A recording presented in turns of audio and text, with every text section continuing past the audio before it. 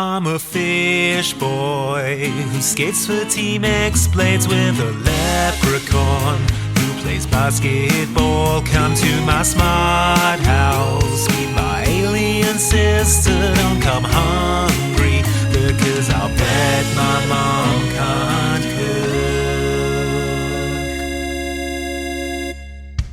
cook. Hello, welcome to Mum Can't Cook, a Decon podcast. I'm one of your hosts, Luke Westaway. And I'm the other host, Pick Andy up the pace, faster, come on. Welcome to the show. I'm just welcoming everyone to the show, Luke. Why There's do we have no a time. rush? Stop it. What do we talk about? What's your name? Say your name fast. I said Andy Farrant is my name, and today we're talking about 2011's Lemonade Mouth. Don't say the year. Do you think we're made of minutes? What? This film is an hour and 55 minutes long. Do you Yeah? think we have time to be going like, oh, brackets 2000? No. Did you even take the cocaine I told you to? Well, I mean, I opened the envelope and a white powder kind of fell out onto the floor. I thought it was anthrax. I told the police came around and took it away. Okay, great. All right. So now I'm under investigation, am I? Well, yeah. Brilliant. More investigation. Extra That's all I investigation on top of the other investigations. That's all I need on my plate. And that's the point of podcast, though. We can luxuriate in discussing Lemonade Mouth. We've got all the time we need. We're not constrained. We can talk about all the little nuances of Lemonade Mouth. Well, I'm constrained by my mortality. I'm constrained by the fact that I don't want to die doing this. Die of old age during this episode. I don't just want to sort of slump forward into the microphone. Listener, all you'll hear is like this. But that was me dying. Luke has passed away from old age, I'm afraid. Look, okay, yes, Luke makes a good point. Lemonade Mouth is a long movie, and I'll tell you why it's long. Why? It's because if something happens to one member of Lemonade Mouth, who are a band, we then need to see it happen to the other four members of Lemonade Mouth in sequence, in punishing detail. Yes, it's essentially 5 films in one. When you think about it like that, it's impressive that it's only like an extra half hour longer than a normal It's interesting because there's 5 main characters and the same events happen to all of them, but we have to see the same events happen to all of them individually. Yes. Like in sequence. So, they should split screen it, really. yeah, I could like do the that. Brady Bunch intro. They should just be like segmented on screen. That would be brilliant. Yeah, just we could probably make an edit of Lemonade Mouth where you see the whole thing in split screen and all the conversations happen at once. Yeah, and the movie takes like 22 minutes. Yeah, that could be would be ideal. good. I mean, it would go into sort of non-split screen whenever they're together and whenever they're kind of doing doing one of their songs and stuff. Yeah. Needless to say, there's no time. But do you have any top line notes of this one? I generally enjoyed it. I think it has like massive script problems and like pacing issues, and structural issues, and it's too long. But apart from that, I enjoyed it. Okay, I really liked it. I thought it was basically lovely. It's like a very, very, very obvious Breakfast Club rip in like a million different ways, but it does tackle some issues that I never thought I would see tackled in a decom, and some characters have arcs that I did not see where they were going. So that was good. That's fair. And it's a lot better than Camp Rock. It's all over Camp Rock. It does. It literally is all over Camp Rock. It spits lemonade in its mouth. It spits lemonade all down its t-shirt, leaving a bright yellow stain. Yeah, a 2 yellow stain. We'll get to it. Yellow stain. Yeah. I liked it. I personally really enjoy the villain of this film, who is an evil rap rocker called Ray. The villain of this film is an evil rap rock band called Mudslide Crush. But specifically their frontman. Ray. Their frontman Ray, who will not hesitate to jump up on top of a flatbed truck and just start rap rocking. He's a world-class hater, but also a world-class rap rocker. There's a problem for this film that Mudslide Crush's songs are so much better. Mudslide Crush rules is the problem. They kick ass. I love Mudslide Crush. All their songs are really confrontational. But it's like, you know what? We'll cover it when we get to it. Right, let's have a trailer. Have a trailer, listeners. Yeah. Poets, geniuses, visionaries. Lemonade Mouth has been called all of these things. It's hard to believe that the story of how their band came to be began here. Okay, this isn't working. maybe if we just take it from the top one more time. Presenting the Disney Channel original movie, Lemonade Mouth. The last time I performed on stage was my first grade recital. I threw up down Mikey Nichols' back. Yeah, I remember that. That was hilarious. This spring, I don't want to be some random face in a yearbook. I want to be heard. take a chance. Come on. Okay, I'll do it. Yes! Find your voice. Olivia, did you really write that? Yeah. Band together. Shut it down!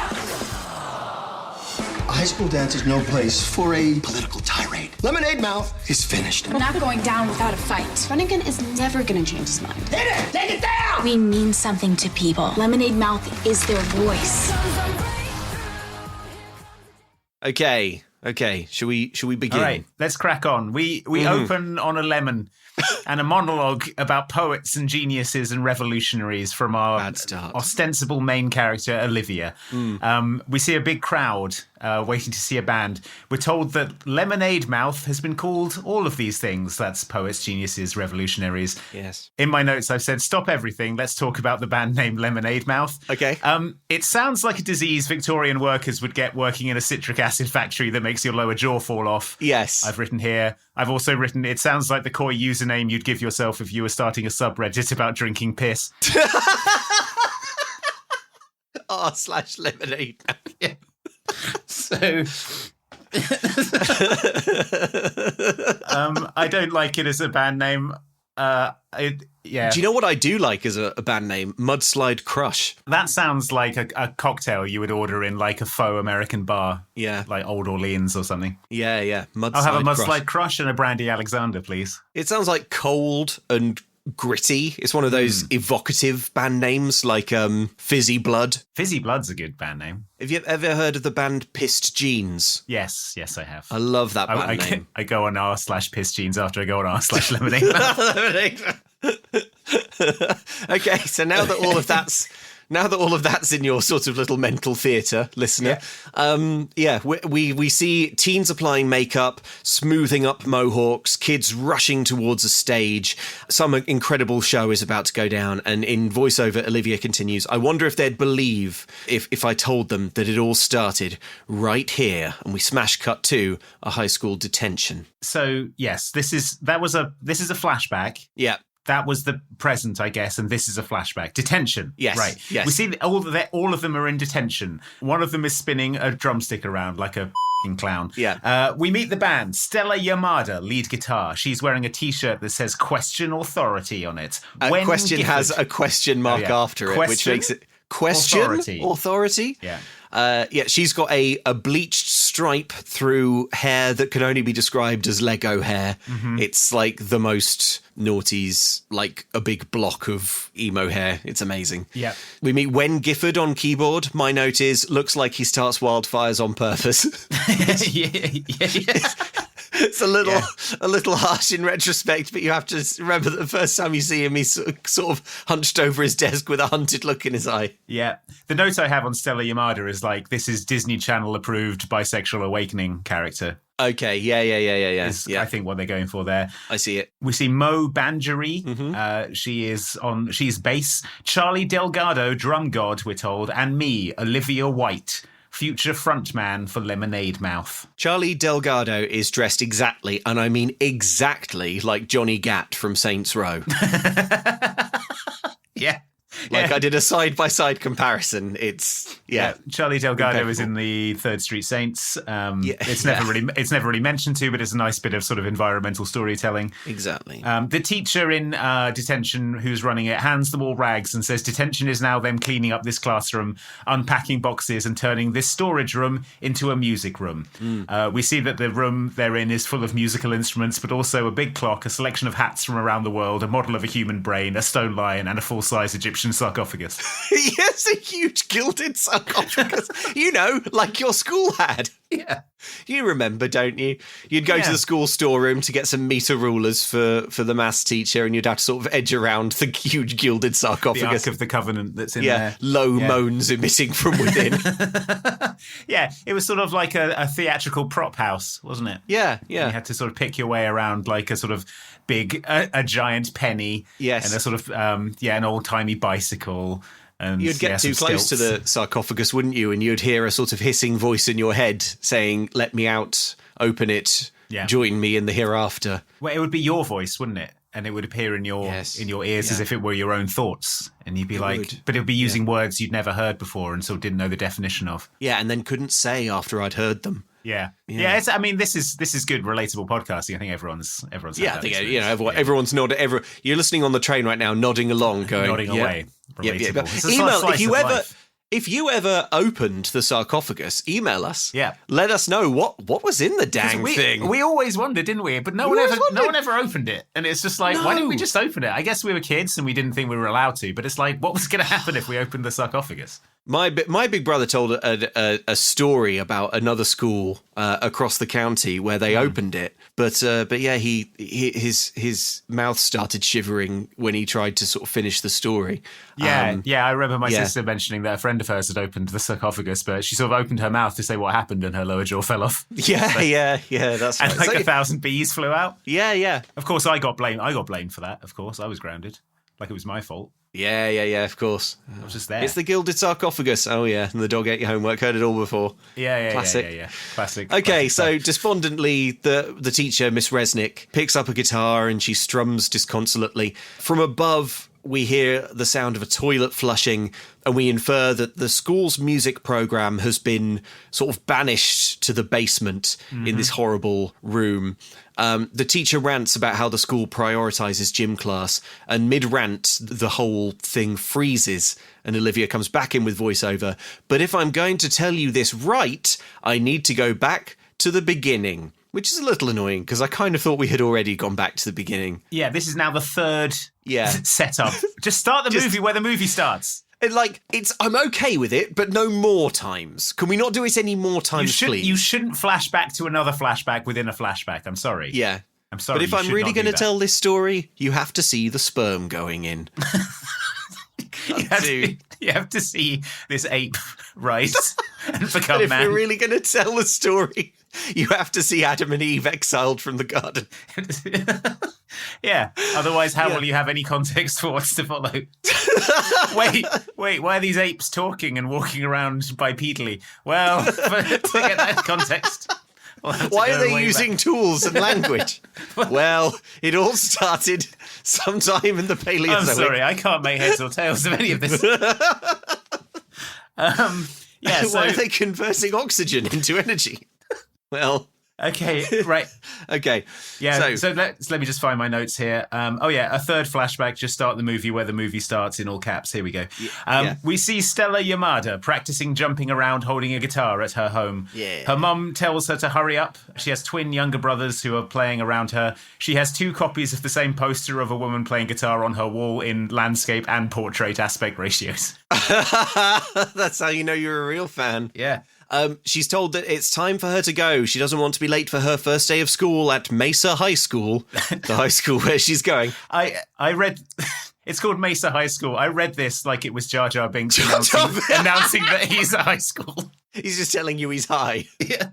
I was like, right, and that it's high cool. School? What does that mean? Mesa. Oh, Got it. A drop-off, Mum tells Stella, look, I know this is hard. And Stella's all sarcastic. She's like, oh, what? Transferring to a new school a month into the year? And she stomps towards school. Mum gives chase and they kind of bicker. It seems that Stella's mum and dad move her across country regularly. Probably something to do with Mum's work. And she goes to respond, but of course her phone rings. Yeah, she's too busy to pay attention to her troubled daughter because she works. You notice Dad's not getting this bollocking. Yeah, right. Yeah. Even though he is also at work. Yeah. He's doing more work because he's not doing the drop-off. Anyway. This is our first introduction to Ray, the evil singer of the evil rap rock band, Mudslide Crush. Yep. He sees Stella and he goes, check out the new girl. Oh. And that's the extent of the interaction. But pretty evil. That's Ray. Pretty evil. Now, as Andy mentioned, we're gonna blast through this because we're going to basically get this same everyone being dropped off at school. It's the Breakfast Club. It's the beginning of the Breakfast Club. Uh-huh. It's sort of like how everyone's doing it, and it's this sort of disparate group of teens who seem to have nothing in common except as they talk, they find out that actually they all can't stand their parents for different reasons. Yeah, so they all have like parental trauma, and we're going to see that played out 5 times. So we get we get Wens. And his... When's parental trauma is the funniest? Okay. To be fair, maybe the only funny one. Wen's in the car with his dad, and they're dropping his dad's girlfriend, Sydney, off at college. And Wen says that it feels weird, and smiling ear to ear, Dad cheerfully tells Wen that she's 28, so actually this is all fine, and there's barely an age gap at all, and it's not weird, and stop being weird about it, Wen. Yeah, Wen tries to convince him to get a sports car for his midlife crisis instead of entering into a problematic age gap relationship. Yeah. But Dad's like, no. Dad smiles the benign smile of a middle-aged man dating a 28-year-old and not feeling weird about it. Yeah. And he says, give Sydney a chance for me, Wen. Yeah. And Wen is annoyed that everything seems to be about Sydney at the moment. That's right. So next up for some parental trauma, it's Charlie Delgado, the drummer. He's doing the thing that everyone hates about drummers, which is drumming on every available surface in the back of his parents' car. No, that's the good thing about drummers. I nearly had a girlfriend break up with me because I wouldn't stop doing that. Because you wouldn't stop double stroke rolling and paradiddling and Yeah. paradiddle. No, she loved all that. It was the drumming. It was the drumming that annoyed her. Oh, I see. He's doing paradiddles and I think paradiddle diddles as well. Yeah, oh, you don't have to tell me. Anyway, he's doing it all, and his mum and dad are in the front of the car, and they're like, please, God, stop. For the love of God, stop drumming on everything. Please stop drumming on everything. I swear to God, I will put this car into the river. They tell him that soccer tryouts are today and that they want him to do well, and they give him a soccer ball for luck. And they say, with incredible meaning, it was your brother's. Yeah. We find out that Charlie's older brother, Tommy, scored the winning goal at state finals with that ball, and Mum starts weeping. Basically, Charlie's thing is parents want him to do soccer. Like his amazing brother, Tommy. Charlie likes drumming. I don't know if it looked this way to you, but the soccer ball she gives him looked too small to me. Yes, it did. Yeah, I think it was. Maybe the winning goal that Tommy scored was a sort of like little, like kind of baby soccer. Yeah, or like little five-a-side, or I don't know. It looked like a sort of children's practice football that you would, you would buy. Well, I mean, look, it's probably hard to get a soccer ball in America. Yeah, or Charlie's massive. Charlie could be massive. It could be a huge family. They could have used forced perspective to make him appear normal in all the scenes, but they just forgot to get a big size soccer ball. Yeah, they couldn't. They tried to sort of paint a beach ball. Yeah, it didn't come off. Yeah, yeah. So yeah, that's his trauma. Now Mahini, a.k.a. Mo. Yes, she's being lectured by her dad that she should speak to her teacher about getting extra credit. Get your GPA up for college applications, he says. It's never too soon to think about your future. He also sees that she's wearing very subtle lip gloss, and he berates her for it. He says she's too young for lipstick. Yeah. So her thing is Dad is very focused on her not talking to boys and like focusing academically, and she wants to talk to boys and not focus academically. Yeah. She gets out and heads into school. She goes right into the bathrooms and adds more lip gloss rebelliously. That's right, in defiance of her father. And then we see Olivia's problem. Her thing is that she's clumsy. She drops her books all over the floor. That's her personality, I guess. Yep. As Mo leaves the bathroom, she bumps into a boy wearing a fedora. He's called Scott. He is Mo's boyfriend. He tells her, hey, the band and we're going to ditch this morning. And he tells her this seductively. Yeah. He tells her that they're going to go to Ray's and practice for the Halloween bash. Mm-hmm. His band Mudslide Crush are going to play the Halloween bash and do a good job. And everyone in school loves Mudslide Crush. That's right. Plus, he's got soccer practice. He is also a jock. Yeah. Come on, just this once, he says. For me, don't worry about Brennigan, who is the principal. He's with the new girl. And we meet Brennigan. He's with the new girl. He's in his office with Kelly Yamada and her mum. She's in trouble because of her question authority shirt. Is there a dress code here? She asks flippantly. No, says Brennigan, who is played by Christopher McDonald. You will recognise him from 1 million things, but I couldn't really name one apart from Lemonade Mouth. He's Shooter McGavin in Happy Gilmore. Okay. There you go. No, says Brennigan, but there is an unwritten line, and that shirt crosses it. He gives her a jacket to cover up her question mark authority t-shirt, and a military snare like tattoo in the background tells us that this is a hard-ass principal who gets off on respecting rules. Yeah, this is a sort of a major theme of the movie, but it's not really going to be reflected in how the school is run at all. No, it isn't. No, he's got like a bank of monitors in his office for monitoring the children. Yeah. And Stella sort of grins past him. He turns to see what she's looking at. And on the monitor, there go Mo and Scott. They're ditching. They're walking away from school and they're holding hands. He zooms and enhances into sort of like crisp 4K with a cinematic lens. Yeah, and he's like, oh, I'm the hard-ass, brutal principal. I'm going to nail Mo to the wall. And then we cut to him saying, well, Mo, you're such a good student that I won't tell your father about this little infraction, but I do have to put you in one session of detention. Yeah. And everyone reels from this brutal attack from this cruel principal. Principal Brennigan seems kind of okay. I mean, he's nice, I think. He's gonna do some stuff that is questionable, but maybe he's okay. Yeah. So it's a last warning. She gets so that's how she gets detention. We're finding out how everyone got detention. So great news, gang. We've just found out everyone's parental trauma, and now it's time to sequentially watch how everyone got detention. Yes, but don't worry, because we're going to do Wendell's next, and as usual, his is funniest. Wendell is in class. He's told to get up to give his presentation. He stands up with his binder that has his presentation in it, but when he opens it, he finds that it's full of big 8x10 glossies of his dad. Erotic photography of his father. Because he's accidentally taken the binder of his 28-year-old dad girlfriend Sydney's photography college course. It's a lot of photos of dad like lying nude on a bearskin rug in front of a fire and straddling a chair. Now look, props to Sydney for wanting to better herself, but her photos thus far are not good. She needs this course. Yeah. They are literally just sort of normal photos of dad just kind of staring straight forward and smiling. One of the photos is of an apple, just like just a photo of an apple. It's not even black and white or anything. It's just an apple I saw. One of the photos is like if dad was sort of making soup and you tapped him on the shoulder. Yeah. And he sort of turned around and went, yep. And then you took a photo of that. Yeah. Yeah. Yeah. So Wen is like, oh, but FFS. And then, horror of horrors, Sydney appears at the door of class with his folder and goes, oh, we swap folders, Wen. And there are wolf whistles from the class. Check out Wen's mommy, says someone. I think it's probably Evil Ray. Evil Ray, yeah. And the teacher says, oh, hi, you must be Wendell's mother. Red-faced and determined to make things worse, Wen leaps to his feet and screams, she's not my mum, okay? Look at her! Are you stupid? Yeah. And he gets detented. He gets detented hard. Yeah.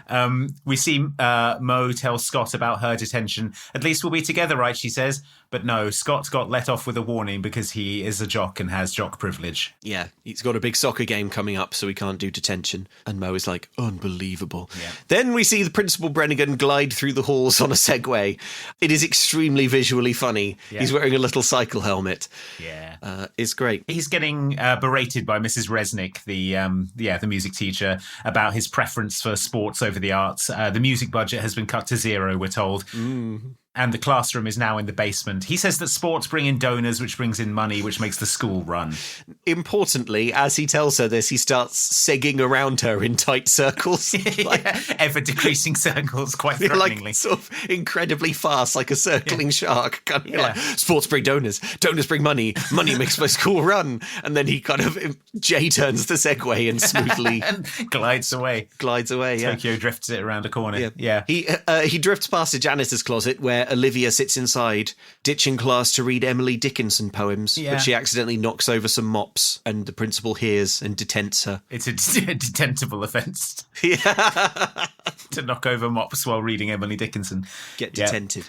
We cut to soccer tryouts. Charlie is bad at soccer. He falls over a lot. It seemed, to be honest, to the extent where it seems more like a neurological condition than just being bad at soccer. But no one's interested in getting Charlie the help that he so visibly needs. And Ray is like teasing him and taunting him, and he hits him with the ball. Yeah, Ray is not only the lead singer of the evil band Mudslide Crush, he's also an evil soccerman. Yes, an evil soccer boy. Ray taunts Charlie and he's like hurling balls at him. And incensed, Charlie throws the ball back at Ray, but he's clumsy and bad at it. So he hits Coach by accident, and Coach is like, you get detented, Emma. He's like, I'm going to detent you so hard. Yeah. And then he just detented. There's one left to get a detention. So we hard cut to an assembly in the school gymnasium where Principal Brennigan is airing on a massive screen an advert for a sports drink called Turbo Blast. The advert has the I think it's the drink being sort of like particulated into people's faces. Like, you know, those COVID graphics where it's like, this is how a sneeze covers you. And it's like that. People are being just absolutely sprayed with Turbo Blast. Yeah. So the new gym has been funded by this sports drink. Assembly today is about personal empowerment, says Principal Brennigan. Some mean cheerleaders come up to Stella Yamada and they tell her to move. Make me, she says. A jock bully moves some other kids and the girls sit down. What a freak, they say. Ooh. And then Stella looks around. You want empowered students, she says. You're going to get them. And then she stands up and flings her jacket wide. No! We see the slogan, question authority. No! Principal Brennigan himself to death. Principal Brennigan reels like he's taken a magnum round to the shoulder. It's exactly that Simpsons episode with the Down with Homework t-shirt. Yes. Except Down with Homework. Children. Down with Homework. It's a stronger statement than question mark, authority. Question authority. But bear this in mind, it's got safety pins in it. It's held together with safety pins. It's held together with safety pins. It's very, very, very edgy. My shirt, my decision, says Stella. Don't let your school take away your rights. And there is a smattering of polite applause.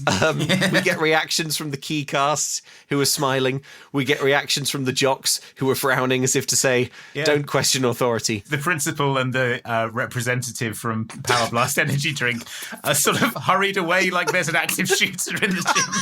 That's exactly what I thought it looked like. It's like there's been an assassination attempt.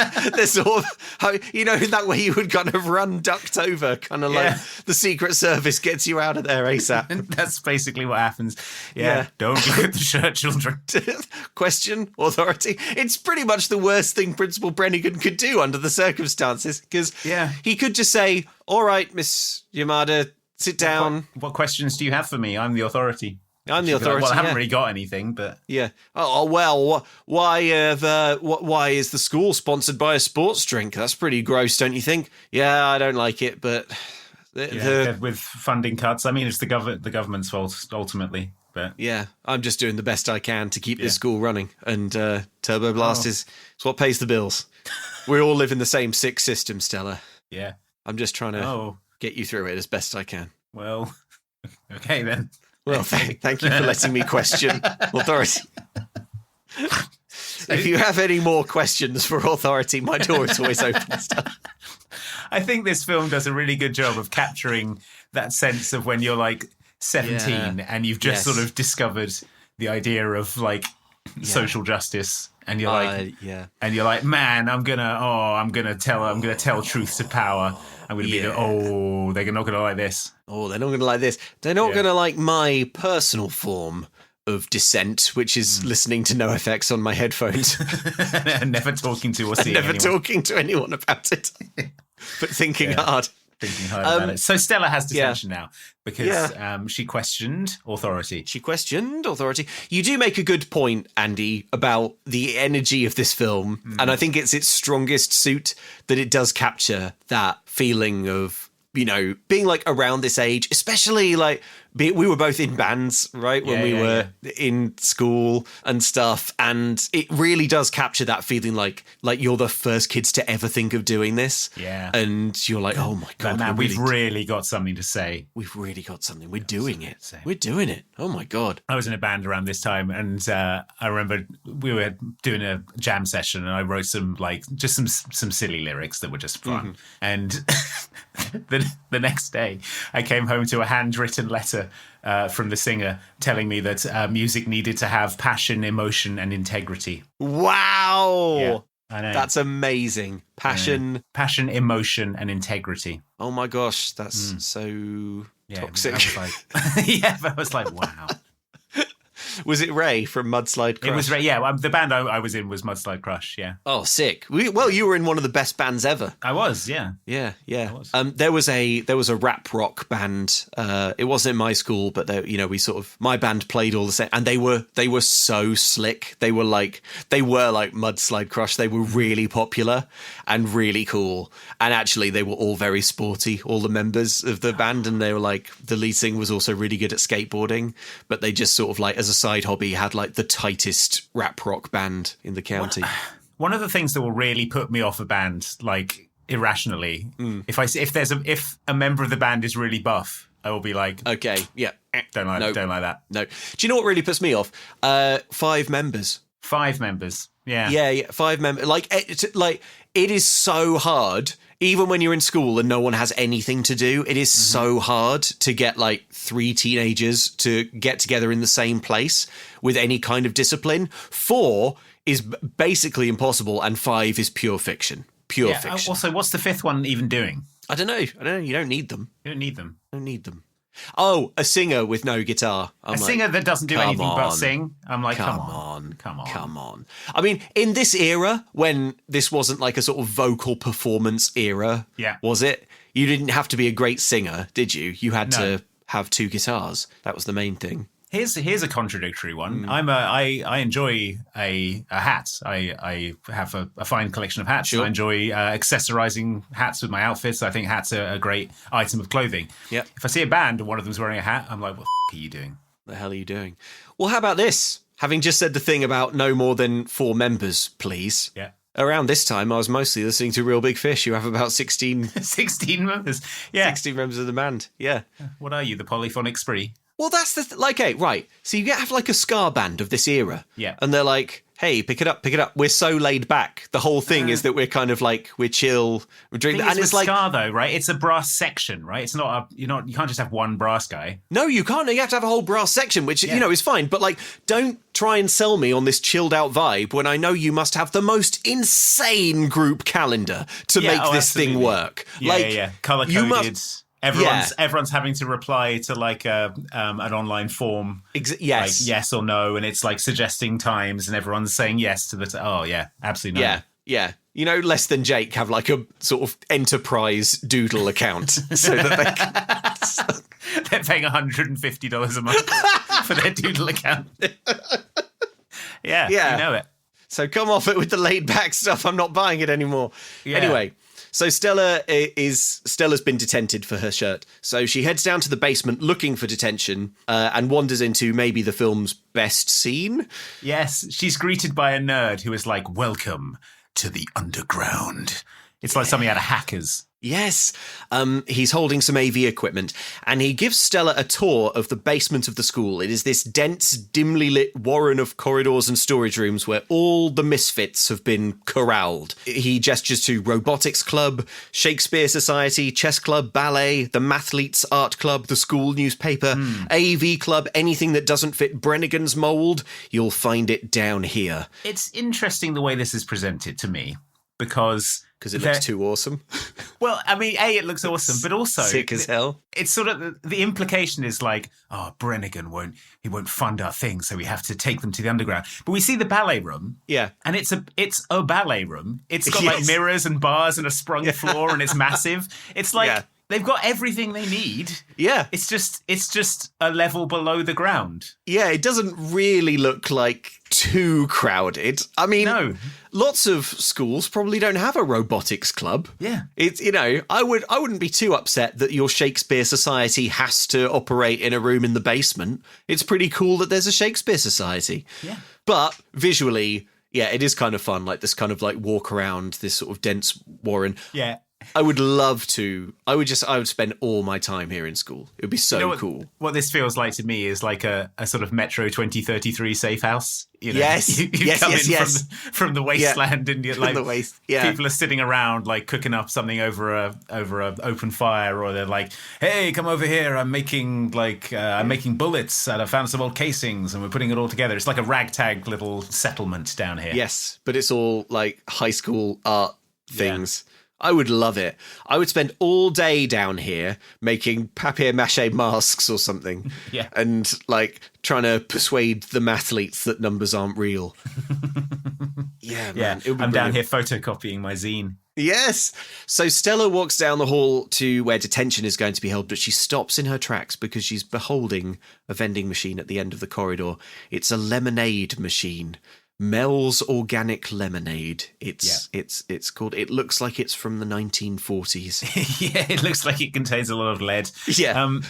Olivia comes in on VO and she says, "There's a moment where the stars align And we see all our principal cast individually buying lemonade. They all drink this lemonade and make faces that indicate it tastes bad. They indicate that it's from the 1940s and it's full of lead. Well, they all make they all sort of wince and pucker their mouths. And I'm like, oh, this must be where the band name Lemonade Mouth comes from, because they all make this sort of weird, like, puckery mouth. But, listener, that's not where it comes from. No, I think this was probably just the best take they could get of the cast enjoying this lemonade. They're all like... so Stella walks into detention, and we snap back to not the beginning of the film, but the sort of second beginning of the film. Secondary nested flashback, yeah. So the teacher, Mrs. Resnick, she leaves to yell at Mr. Brennigan. Stella says, she can't make us clean. This school stinks. Mo says, just do what she says. I'm not getting another detention because of you people. They all start cleaning and unpacking. But something comes over the five youths as they pack. Oh, no. The rhythm seems to move them. Yes. Charlie starts table drumming to the beat of a leaky roof drip. Yeah. And the pattern is picked up by other kids who start shaking keys and clapping. Unfortunately, this is not the basis of a band. This is the basis of a stomp, which is not as to be avoided. Good or popular. Yeah. Mo grabs a double bass off the floor. Stella gets a guitar, and Olivia starts to sing. Wen gets on a piano. Charlie hops behind the drum kit, and before you know it, the magic is happening. Take a look around. Who would have thought we'd all be here? So let's mess around. 'Cause the future is unclear. We got nothing better to do. We're just trying to get through. Can you hear me? Can you hear me? Let the music groove you. Let the melody move you. Feel the beat and just let go. Get the rhythm into your soul. Let the music take you. My note is, heaven help me, I love it. It's nice. It's catchy. I do like a stomp. There's nothing wrong with a stomp. Well, I don't think there's nothing wrong with it. No, you're right. There's nothing wrong with stomp. You ever It's see fine. that construction worker show they do at Universal Studios, where it's a bunch of scaffolders hitting the pipes and playing drums on the buckets and stuff. It's fun. What I like about this scene is that there's no conversation like between the bandmates. Like, they make friends through doing this. They all have this sort of supernatural musical connection that they don't understand. Yeah, it's wild how Lemonade Mouth thinks songwriting works. Yeah, which is, let's do the song. Let's do the song now. Should we perform the finished song? Yeah. Perform the finished song you've never heard before. And they're like, can do, chief. Throughout this, Olivia is dancing with a king skeleton. I thought that was worth pointing out. That's down here. Yeah, that's weird. So they're having fun with props and jamming, but then Miss Resnick comes back into the room and she cannot believe what she's hearing. I know you've just heard a bit of the song, but I want you to hear a bit of them talking as well about this. Olivia, you have a beautiful voice! Your band! It's a gift! We're not a band. We don't even know each other. You are meant to play together! It's destiny! Oh, come on! You don't have a moment like that and then just ignore it? People, they need to hear you. Shoo, that'll show Brennigan. That will show Brennigan. Oh, that's it! Rising star! Rising star! Rising what? Rising Star. It's a talent competition. Winner gets a record deal. I'm glad that you cut that clip off there, because directly after that, Charlie and Wen start beatboxing and rapping the jingle, and it's excruciating. Yes. Well, I tactically chose where that clip should end because no one wants to hear that. I thought, like, fine, whatever, I'll forgive a bit of beatboxing. This was before I knew that Wen would be doing really quite a lot of rapping. So Mrs. Resnick is wild about this band. She says, you can show everyone around here that sports isn't the only thing that matters. Yeah. Pass, says Stella, who, if the posters in her house are to be believed, longs to be in a band. Yeah, I don't know why Stella's not into it. Mo says that, look, between all my extra classes and things that my dad expects of me, I've got no chance. Obviously, we have to go through everyone. Charlie says he's got, quote, stuff. Yeah. Wen is too busy thinking about his dad boning Sydney. Olivia says, I don't sing. Yeah. And then they're like, we literally just heard you sing. And she says, that wasn't real. I can't wasn't do real, it. you clowns. None of you are real. None of you are real. Swatting at them. None of you are real. You know She's what? inhaled a lot of cleaning fluid down here in the basement, I think. The way that their music goes makes a lot more sense if you imagine that the lemonade is from the 40s and it's like this sort of really old bad lemonade. Yeah. And they're all just sort of Yamada, having, no, she died in the 1940s. yeah, and they're all just having a sort of weird shared hallucination. And if the teacher came in, she would sort of find them like banging their heads into cymbals and going Rolling around on the floor. Whoa, gang, we've really got a sound here. Yeah, so she explains that it's like she can't like sing in front of people, but even though she just sang in front of 5 total strangers and it was fine. Like, yeah, but she gets stage fright. That's her thing. Besides, says Charlie, Mudslide Crush are entering. We wouldn't have a shot. He's right, says Mo, who was smooching a band member of Mudslide Crush. The guitarist of Mudslide Crush, Scott, yeah. You deserve to be heard, says Resnick. They look at each other and as if to say, my God, that's the theme of the movie. Yeah, these are the words that are catnip to any teen, aren't they? Yeah. You deserve to be heard. Uh-huh. It is what teens want to hear, and it couldn't be less true. But it's sweet. It's sweet. I like it. I don't think anyone should be listened to less. So the band scatter to their respective homes. Obviously, we have to see all of these in order. So let's go quick fire. First, Olivia lives with her gran. She has an ill cat. The cat looks so ill. They've like done something to its fur. I don't know. It's like rolled it around in some glue or something. Yeah, it's got like kind of matted. It looks like it's in like moments from death. Yeah, this is a bad cat. Yeah. We cut to Wen. His dad's going out for a horse ride with his 28-year-old girlfriend. Do you want to come? He says. Wen says he doesn't like to ride. Dad can't believe that Wen doesn't like to ride his horse. This is great relatable stuff about how this child who lives in a mansion won't ride his pony. It's so funny. Also, like, you've got to picture Dad here on the ranch. He's got a cowboy hat and he's like, Wen, why don't you want to go pony trekking with your dad and his 28-year-old girlfriend? Yeah, if you want to imagine Dad, imagine a sort of George Costanza type is what we're going for here. Only he's got like a big 10-gallon hat on.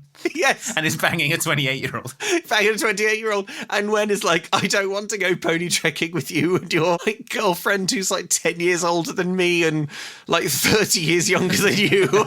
And Dad's like, Wen, how dare you? Come pony trekking with us. I was going to take Sydney off to make out point. Yeah. So we get Mo's thing. Dad is watching her practice violin. He leaves and she starts playing upbeat pop music on the violin. I think it's the tune from earlier, but I couldn't quite tell. It gets joined by a drum beat and then we cut to Charlie. He's practicing drums in his garage.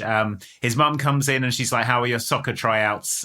He's like, oh yeah, they were great. She's like, yes, I knew it. Yes. I love you. Like my other good son.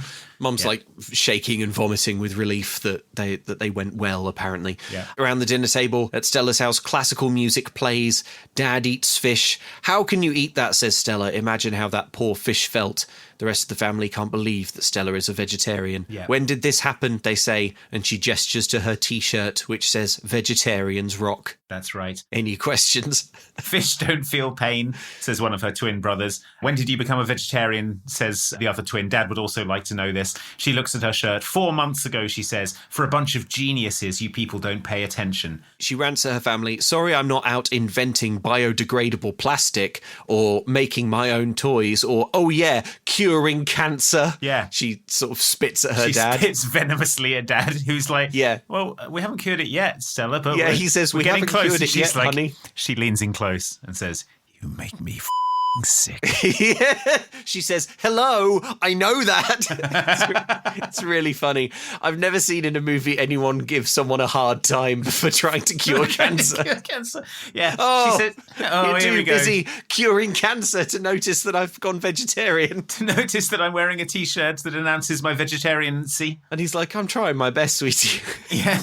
There's an awful lot of cancer out there. She says, I may not be a genius, but I can do things too, you know. Yeah. I'd say being a vegetarian is not doing something right? Yeah, that's true. It's It's kind of doing something. the absence of doing something. Yeah. I could start a revolution, she says. Yeah. And then leans back. Yeah, having basically done it already. Dad's too busy curing cancer to listen, though. Next day, all the kids get a text from Stella. Fluke or destiny, it reads, we need to talk. Yeah. They meet up at a pizza place. Stella tells them all that she signed them up for that Rising Star competition you heard about earlier. We're not experienced enough, they protest, which is why I also signed us up for Halloween Bash. Oh boy. That's right, for practice. It's amazing what Principal Brennigan will agree to if he thinks his new problem student is channeling her energy into something creative. So is this character, this evil, sports-loving, art-hating principal? Yeah, this evil principal is like, hey, could my band play Halloween Bash? Yes. Yes, I think it's good that you're channeling your energies into music, Stella. Yeah. Oh my God, he fell for it. Stupid Brennigan, you stupid clown. Don't you know we're going to get up there and question authority? We're going to question authority, you idiot.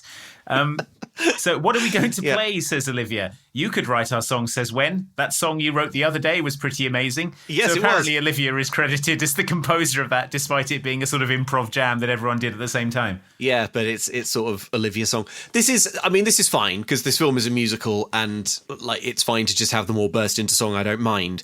But I would file this under like a lot of like musical entertainment fiction stuff from this era that made it look as if being in a band was so easy. And it all just serves to like make you feel bad that your band sucks, you know? Yeah. You're like, oh man, my band doesn't sound like this. Like most stuff like this, though, they'll at least have someone go, like, tell them the chords at least, or be like, so it's like da da da da da da da da. Yeah. And then they're like, oh yeah, okay, and then they'll start playing. They won't just launch into the finished song.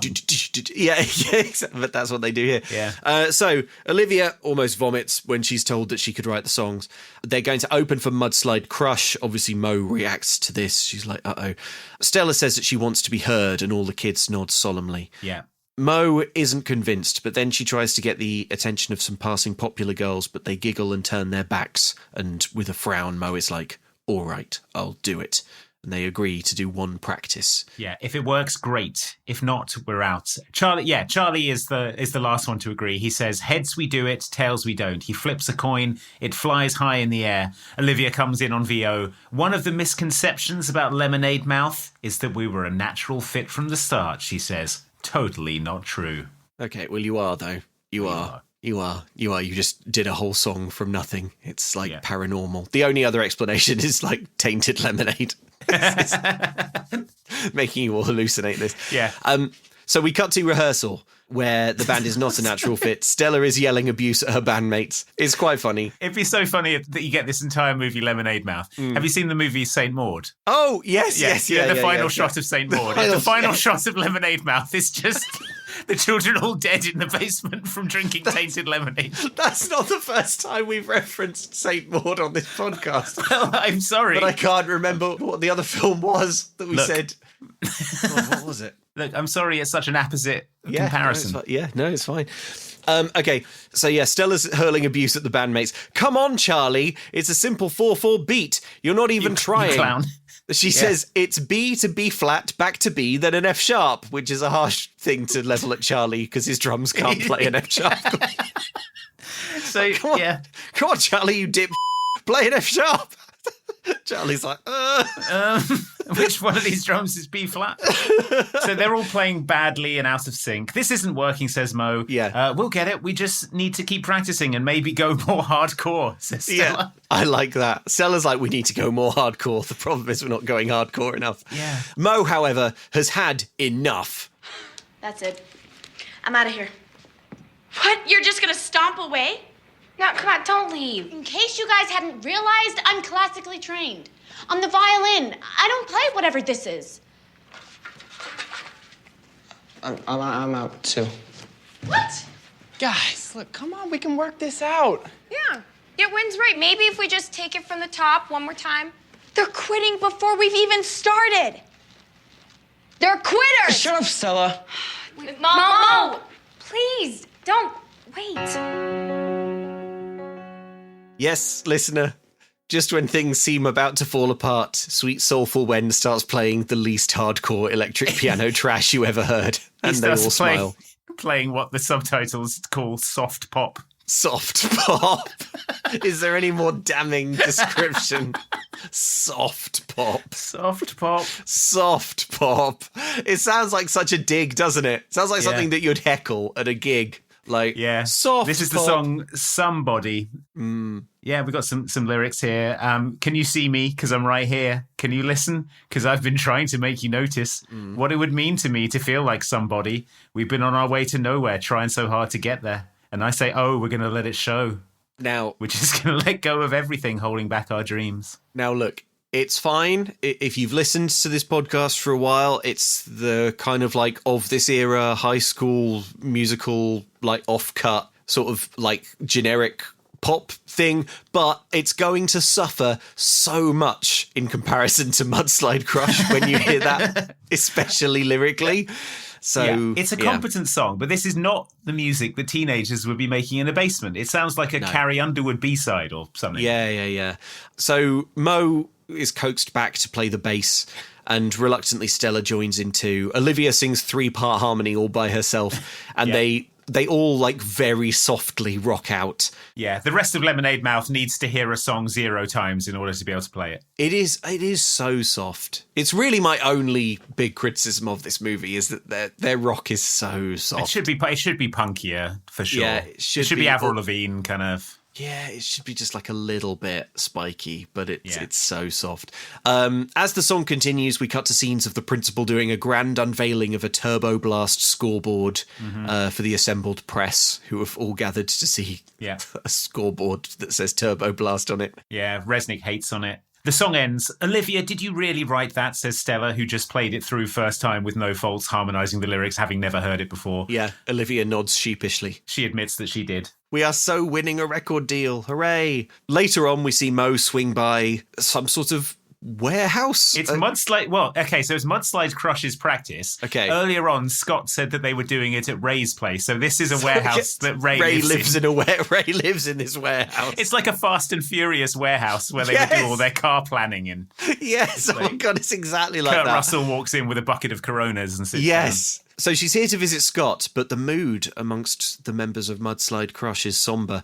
They've just been told that they will only get to play half their set at the Halloween bash. Yeah. You know that new girl, Stella?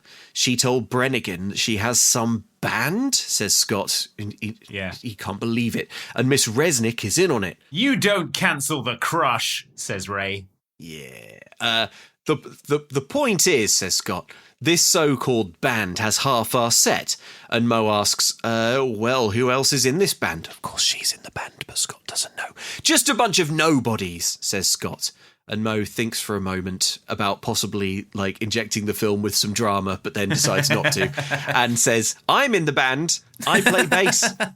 Yeah, and he's like, "Oh, well, you're kidding, right?" So that's annoying. And she says, "No, we're not bad. We met in detention." And Scott scoffs.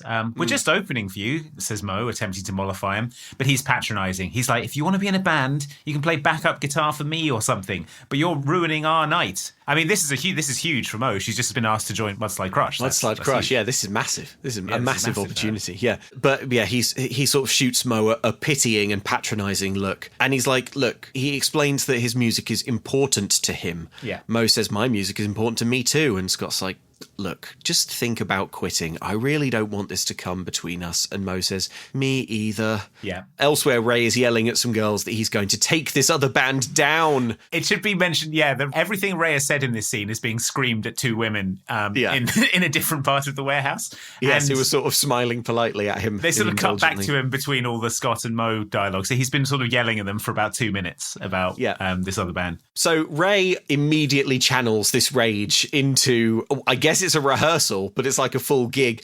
He like sprints onto into the crowd, and Mudslide Crush begin their performance. It is rap rock. Now the note I have is Faith No More meets the Chili Peppers, but there was a dead dog in the transporter. But I wrote that note before this song gets to the chorus. And I think it goes so hard once it gets to the chorus. Yeah. I think this... Look, listen to this song. Tell me... And look, I think this song kicks ass. Listen, listener.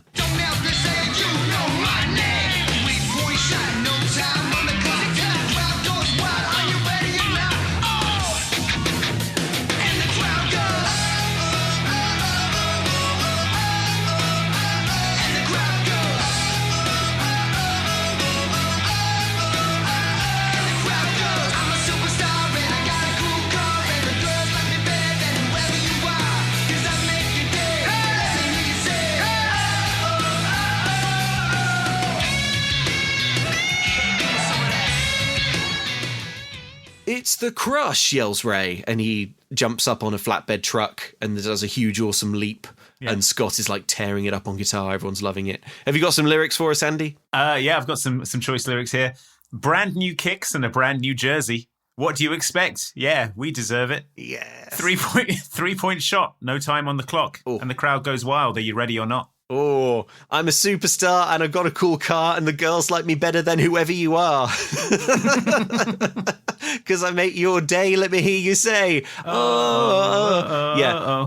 There's a lovely little chromatic step on the last O. Mm-hmm. My note is, I'm sorry, but Mudslide Crush are the real deal and could achieve success equal to or less than that of Good Charlotte. Okay, yeah, I've put Sugar Ray, but yeah. Okay, do you know what that is? Do you think when the history books are written, they will include a chapter on Good Charlotte? Yeah, when they get to the Good Charlotte chapter of the history books. Yeah. Do you think Good Charlotte got more famous than Sugar Ray, or less or the same? I think one of them's married to Cameron Diaz now. So forget about that. I just mean like in terms of like musical impact on the pop pantheon. I'm struggling to think of a single Good Charlotte song now. Anthem. Whereas I could. Yeah, but Sugar Ray's got that friggin' Every Morning song. I mean, yeah. What are you gonna do about? Yeah. Okay. Well, yeah. All right. Okay. Sugar Ray / Good Charlotte. Yeah. Mudslide Crush could get that high. Not higher. No higher. My favourite thing about this Mudslide Crush performance is, so apart from the fact that the band are all doing like flips off trucks and stuff, and we see the drummer only at the very end of the song. He's elsewhere in the warehouse, but so he doesn't pull focus from Ray and Scott. Yeah, at the start of the song begins with Ray and Scott are in a car, in like a muscle car with the lights on. The lights turn out. They get out of the car and then they sort of walk over to the stage. And it looks a lot like they were supposed to drive the car up to the stage, but it broke down and they sort of had to get out and walk the final bit. Does anyone have any jumper leads? All right, we'll walk the rest of the way. Okay, I'm a superstar and I got a cool car. And the girls like me better than whoever you are. Yeah. At school the next day, Wen and Stella walk through the halls to stony silence. Word got round that they cut Mudslide Crush's set time. And everyone's furious. Because they all love Mudslide Crush. They love the Crush. So now they are pariahs. They meet in the basement. They all bought lemonade on the way in and they toast to themselves. Already they've sort of formed a tight and adorable bond. Yeah, subterranean and proud, says Stella. I think it's confusing that the jocks are treated better than the musicians, but the jocks are also musicians. Yes, and I do think it's a shame that the baddies in this film are like the only other band. Yeah. They're jocks, but they're also better musicians. Yes, yes. They're just all-round better kids. Yeah, they're soccer stars and they're in rap rock sensation Mudslide Crush. I thought one of the nicest things about being in a band in school was that there was actually like there was a kind of rivalry and competitiveness, but also like I was friends with all the other bands and we would like play each other's shows and stuff. Yeah. And it was quite nice and it was quite nice. Yeah, like the band I was in at uni, there was quite a nice camaraderie amongst the other bands until one of them got signed to Fierce Panda, and then we were like, fuck. What? I know. Okay, sellouts. I know, total sellouts. You're such a sellout if you signed to Fierce Panda. Okay, so first order of business, they say a band name. Charlie suggests Soul Groove. You clown. Charlie is beaten to death. Charlie, again, I mean, for a start, you don't play soul music. You idiot. Yeah, it's an unbelievably misleading title. Why don't we call ourselves the Reggae Roots? Why don't we call ourselves Sky Fusion? Call ourselves Bob Marley and the Wailers. Shut up, Charlie. Stella suggests the anarchists, which Mo vetoes. Yeah. And then Wen says, I've got one. How about this? Wen. We'll name it after me, the best one. I mean, I think Wen is the best one pitched. Wen, W-E-N. It's like, it's good. Yeah. It's like lit, Wen. Yeah. You listen to Wen. Olivia leaves to go and get a lemonade. They're sort of arguing over these names, and then Olivia staggers back in, shaken. Back off the bash, she says. What kind of a band name is that, say the others? But no, back off the bash was written on a note. A threatening note on the door. A threatening note from Ray from Mudslide Crush. Ray from Mudslide Crush came down to the basement with a piece of paper and wrote back off the bash on it. And then stuck it to the door. In a scary font. In a scary font. In red. What is it in Cheetah Girls? What's the sort of like... Chomp Cheetah. chompcheetah.net or something. They got a bashing site. Yeah, back off the bash. Okay, so they're all reeling from that. In the cafeteria, there are sort of these Big Brother screens everywhere. The principal is announcing that gum was found on the new sports bleachers with the gravity you'd use if, like, announcing a sort of attack or something. Yeah. Sarin gas attack on the gymnasium. Yeah. Yeah. Mo sits with Scott, who she says has been ignoring Mo. Scott is cold and passag towards Mo, obviously saw that she's in a band when he's supposed to be the one who's in a band. Yeah. When he stomps off, Charlie swoops in with a massive grin, and it becomes clear to us, if it wasn't already, that Charlie has a huge crush on Mo. We got some hints of this earlier with like significant looks and stuff, but yeah, Charlie crushes on Mo big time. Yeah, she's asking him for advice about Scott, but then Wen interrupts by going, "What's up?" like the Budweiser adverts from a scant 11 years before this film. Mo and Charlie sort of advance their little arc a little bit in this chat. She's like, "Oh, you're a guy. Let me get some advice from you." And Charlie sort of says and does nothing. And then she's like, "No, I mean, you're like my friend. You're not a guy." And Charlie sort of flinches, visibly disappointed to have been placed in the problematic naughties social category known as the friend zone. Yeah. Olivia goes to get a turbo boost, and Ray and some bully girls intimidate her. Mm-hmm. They're like, "Oh, you're a singer, are you? Sing now then, if you are one." Yeah, and she's like, "I don't want to," because Ray rules. He's just like, "Hey, sing a song right now." But the rest of Lemonade Mouth come over and they're like, "Please, Ray, stop bullying us." And he's like, "Or what?" And they're like, "No, you're right. We can't stand up to you, Ray. You're too cool and great." Yeah. No one can stand up to him. But suddenly, who's this? It's Stella Yamada. She taps him on the shoulder and then takes a huge swig of lemonade. And like the Great Muta and his signature illegal blinding tactic, green mist, she sprays lemonade directly into his eyes. He's like, the liquid that comes out is not the right colour. No, it's so yellow. It's like mustard yellow. It's sort of bright, garish. This yellowy. is supposed to be, we're told this is organic lemonade. It's like a sort of neon yellow. Yeah. It stains the front of his shirt like a kind of fluorescent highlighter. It looks like something they would use in like a surgical procedure to sort of like track things in your body. Like, this shows up on our scan. It looks like if you cracked open a glow stick and poured the contents into your mouth. And sprayed it in Ray's face. Yeah. So Brennigan sweeps up on his Segway. Oh, also, I will just say that, like, I was really surprised at this because I did not expect in a Disney movie to see one of our heroes spit lemonade all over someone else. Yeah. It's like, I know it doesn't sound like edgy, but for a decom, this is like the closest I've seen a decom come to like some actual like edginess. Yeah. And I quite like it. She spits right in his face and mouth. Yeah, it's awesome. So yeah, Stella's going around spitting in people's mouths. Brennigan's like, "Hey, you can't be doing that."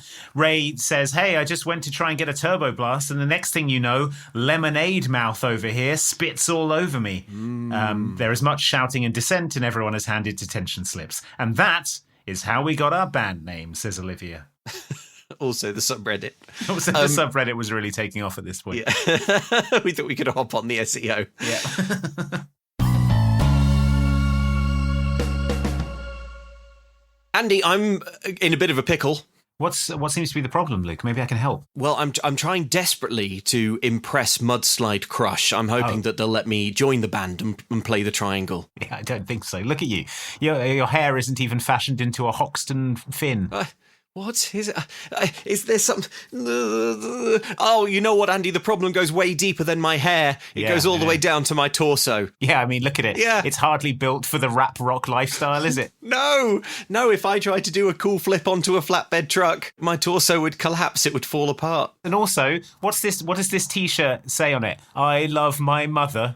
What kind of sentiment is that for a nerd-adjacent rap rock icon? You need something cool, something stylish, something that says I play all of the latest video games. What you need, Luke, is insertcoinclothing.com. Insertcoinclothing.com? I'm going there right now. Tell me about it. Well, Luke, Insert Coin Clothing is a magical website where you can buy clothing, apparel, and accessories based on the video games that you love. Video games that you've loved for years and video games that are hot right now. Ooh, Helldivers 2? Yeah, that's right. Oh my gosh. Jet Set Radio? No Man's Sky? Remember Resident Evil? I'm enjoying Evil Resident Evil at the moment. It's never been more hot than right now with Resident Evil Requiem, and you can put it on your body as well as in your eyes and hands with the game. To do that.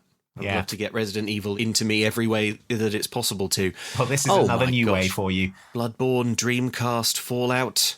What a range! Folks, we love Insert Coin Clothing and the fine folks who work there, and they're kind as well. Did you know that? Because they've given us a code. They're gentle and kind. They're gentle and kind, and they've given us a code. Mm-hmm. And Luke, I will tell you what the code is right now. All right. The code is, I've got my spine, I've got my mudslide crush, which is, you remember the REM lyric? Hang on. Follow me, come follow me. I've got my spine, I've got my mudslide crush. It's a little esoteric, but I like it. No, that's good.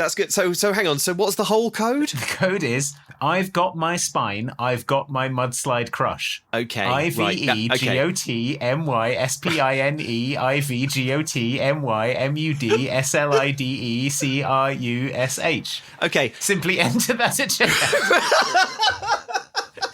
For 10% off online orders. Codes are not applicable on charity items, bundles, gift cards, postage, and some products at launch. Codes cannot be combined with other deals or promotions and are valid until June 2026. Okay, Insert Coin, when you track the usage of the codes, which, by the way, listeners, really helps us if you use those codes because the advertisers track them, this one doesn't count, Insert Coin. No one's getting that right. No one's entering that code correctly. No, all of them will. Okay. They'll do it, and then they'll buy themselves a cool Resident Evil t-shirt. So, fine. Tell them we sent you with the simple code, that thing I said.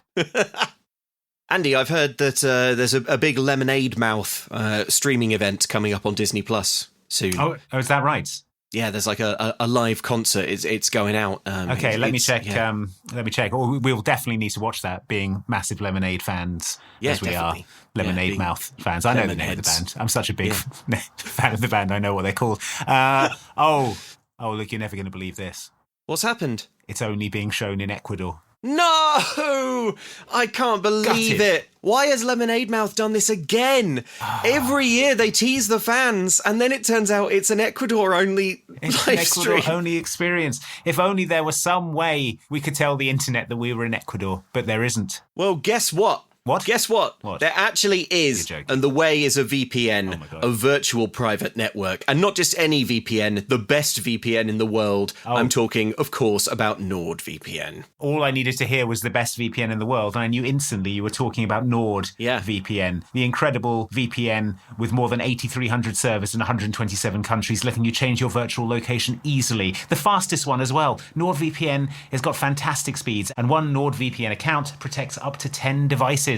We can get 8 other friends to watch the Lemonade Mouth concert with us. Well, yeah, that would be a full complement of the Lemonade Mouth fan club, wouldn't it? It would. We can get every single member. Be all of us, yeah. NordVPN supports every major platform, listener. I'm talking about Windows, I'm talking about Mac OS, I'm talking about Android TV. I use NordVPN, and I have for a long time. I have it on my phone, I have it on my telly, and it's super, super easy to fire up and get going. It increases your privacy, it increases your security, and it lets you tell the internet where you are in the world with a cool map interface that I enjoy using.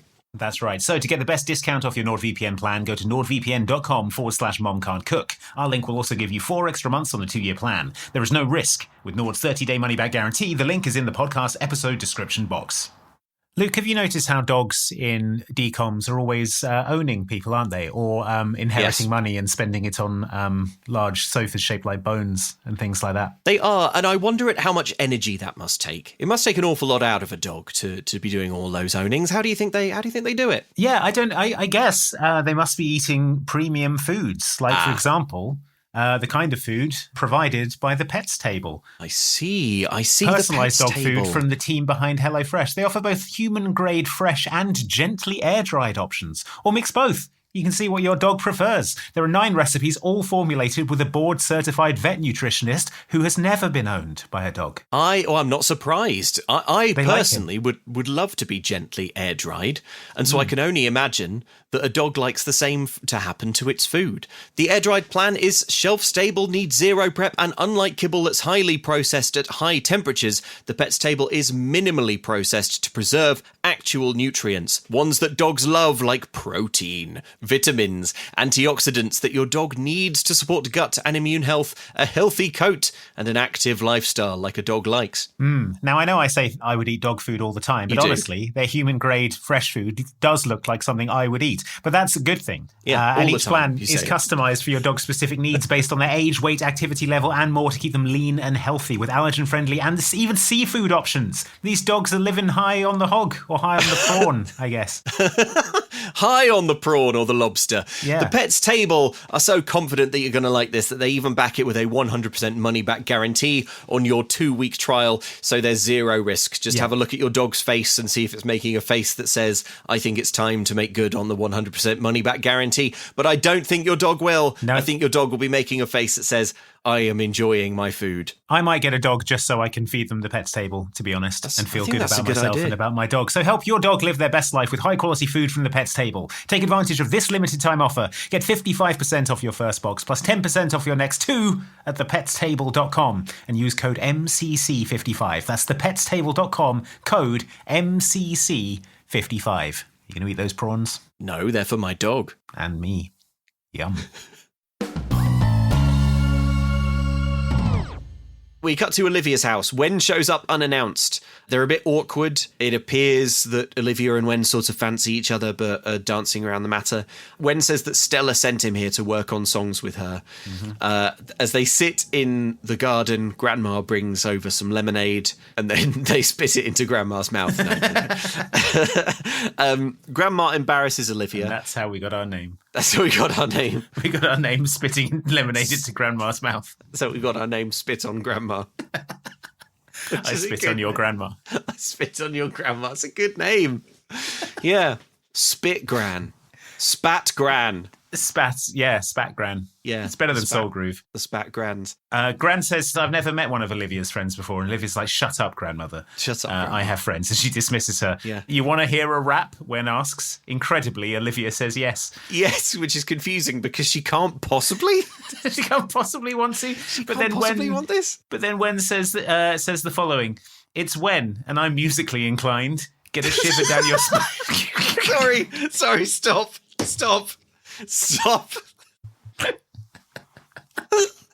It's already the worst rap I've ever heard. It's Wen, and I'm musically inclined. It's like the least committal, the softest. I've been known to partake. I'm Wen, and I've always fancied having a go. Have a go at it. Yeah. I wouldn't say no. Yeah.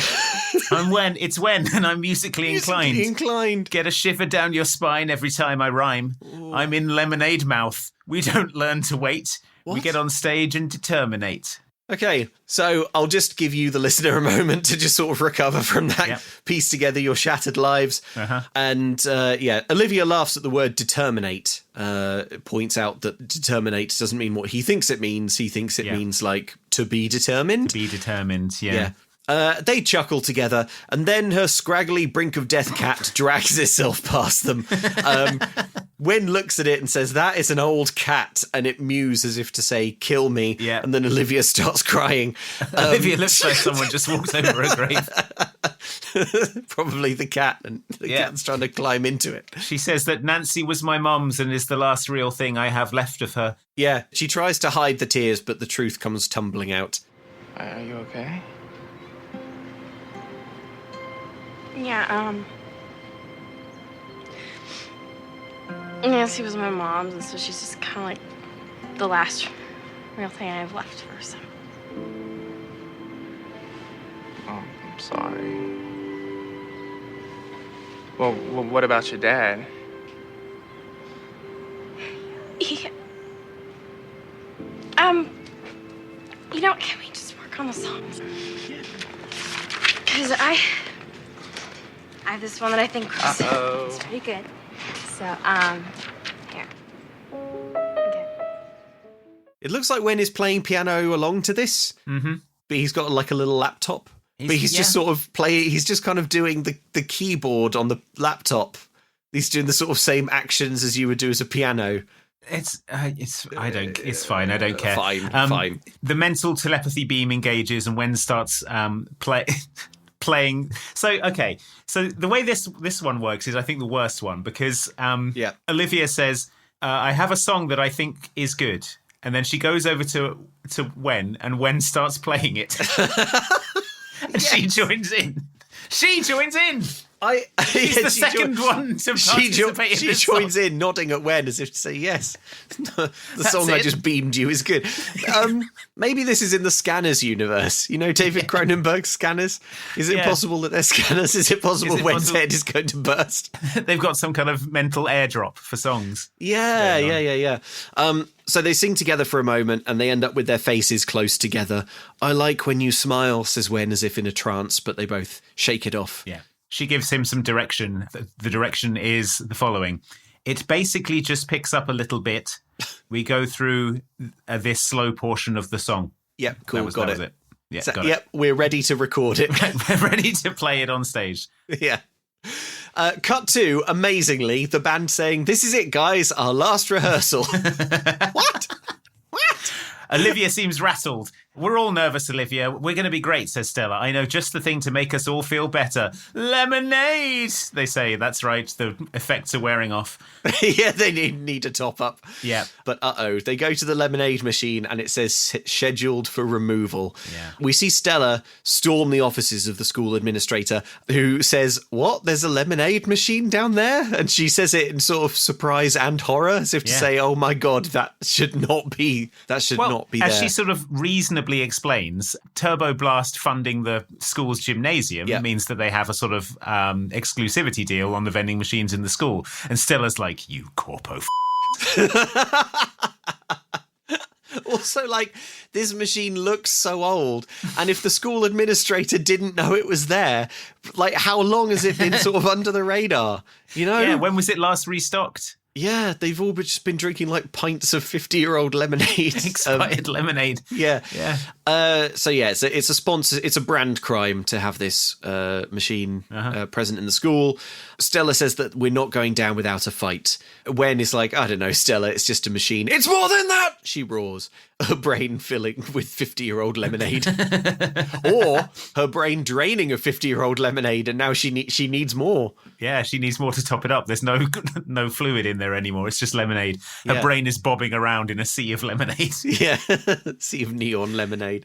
Yeah. So we see Wen go home early because he says practice got cancelled. They cancelled practice because of the sign on the lemonade machine. Because everyone's going through extreme lemonade withdrawal.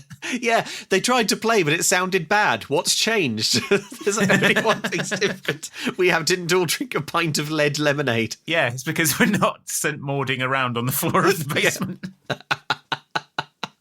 It would be so funny if the first time Lemonade Mouth played live, everyone was just gasping in horror, and you sort of switched perspectives between Lemonade Mouth playing their Disney pop and then sort of seeing them all seizing on the floor. Yes, it's like retching and tearing at their clothes. Yeah, some real Blair Witch 2 Book of Shadows stuff. Yes.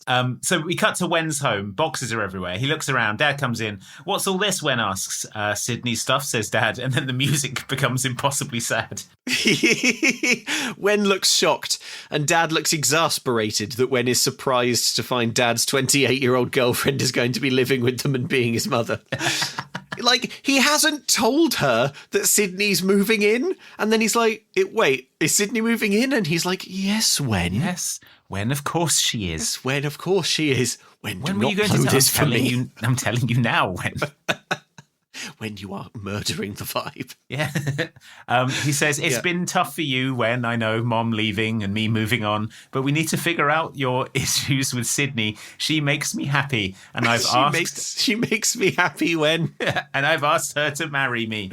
Wen looks like someone just walked over his grave, and he leaves. At school, Ray comes and finds Mo. You can see what we're doing here is we're setting up a sort of third act dip, but we have to do it for every single character sequentially again. Yes, exactly. Everyone has to dip simultaneously. So Stella's mad about lemonade. Wen's mad about his dad having sex with a 28-year-old.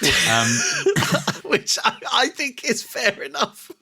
And then Dad's like, I've asked her to marry me when she's 28 years old. When I've asked her to marry me and she makes me happy and she's 28 years old. When 28 years old. When do you understand? Do you understand? And he's like, no, Dad, please don't do this. We see Ray, the lead singer of Mudslide Crush, says to Mo, hey, have you seen the new weight room? He leads her up to the weight room, and in the weight room, Scott is having his muscles felt by an evil cheerleader. Uh-oh. And Mo can't believe it. Jules. Jules is the evil cheerleader. Oh, okay. Only Mo, the girlfriend, is supposed to feel the muscles of Scott. This is a betrayal, of course, so Mo runs away. Good luck tonight, shouts Ray, his goals accomplished, his goals of rattling lemonade mouth. Good luck tonight, he raps like Fred Durst. Good luck tonight! Good luck tonight! We cut to Joy of Joys. It's a decom Halloween party. Yay! Did you make notes of some of the wonderful costumes that we see? Varying levels of attention to detail abounding. I couldn't stop looking at the four boys dressed as giant babies. Okay. They occupied my entire... What was that about? What was that about? It's the first thing you see. It's four boys. It's the establishing shot. There's four boys. They're all dressed as identical babies. And I don't know what the deal is there. I was racking my brain trying to think, like, was this a sort of meme or a joke from the time? Was this like a sort of internet gag that was going around or something? But I don't know. They're just like, hey, we're all four of us are babies. And they're like babies. They're just like cool dudes who are all dressed as babies. I don't know. What else have we got? We've got werewolf. We've got Wendy's mascot. We've got clown. We've got Santa. Mm-hmm. Someone's dressed as Santa at the Halloween party. Yeah. We've got zombie. We've got Snow White. We've got old-timey nerd. We've got pirate. We've got king. Yeah. Imagine going as a king to a Halloween party. Halloween. Yeah. So Brennigan is dressed as Napoleon, which is quite fun. Yes, which is great. So despite that mean thing that we just saw happen to Mo, setting up that Mo won't make the gig, actually Mo is here. Yeah. And it's Olivia who's vanished with no warning. That's right. The AV nerd from earlier, he saw her. She ran through here a couple of minutes ago, he said. She looked like she was going to hurl. So they go off to look for her. Ray and Scott from Mudslide Crush come up to Brennigan and they're like, we've heard that the Lemonheads are bailing on you, Brennigan, but we've got 2 sets ready. We'd be happy to go on early and cover. Whoa. And Brennigan's like, give me 1 second because I'm nice and we'll consider everything. Yeah. So he goes up to Resnick and is like, hey, Resnick, your music kids, are they going to play? And Resnick says, yes, they will. And he goes, all right, then. And that's kind of that. So the AV nerds also say that Mudslide Crush wrecked their setup before sound check, but don't worry about that because it's not going to be a thing. Yeah. So, yeah. The band find Olivia in a bathroom stall. A girl comes out of another stall dressed as a chicken. It's not important. She's got stage fright, basically. But Stella has an ammo belt filled with cans of lemonade. Cans of 50-year out-of-date lemonade. At this point, the film seems to think that it's established the lemonade as some kind of like symbolically important thing to the band, when I don't think it actually has. No.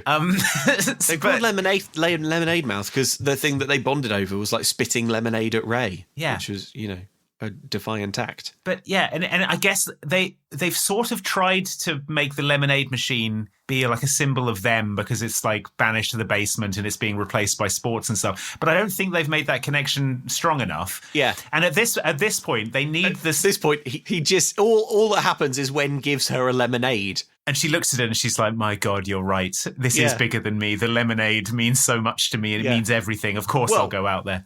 What really happens is that she drinks some of the lemonade and highly fermented lemon poison sort of floods her bloodstream. Her eyes fly wide. All of her joints like snap inward. So she's like, I'm ready. Lemonade Mouth takes to the stage to a chorus of boos from the crowd. Nice costumes. Oh, wait, you're not wearing any, yells Ray. Yells Ray, the legend, from the front row. And Scott goes, quit it. Yeah. This is too far for Scott. This far, no further. Yeah. So the song begins. It's that song Determinate again. They're a lot more lemon themed live. They have sort of lemon graphics. There's a lemonade dance routine where they sort of pretend to drink lemonade and stuff. Yeah. The song starts as sad pop rock, a piano ballad, and Ray ostentatiously yawns. But all of a sudden, holy shit, Lemonade Mouth just freaking activate. That's what being friends about.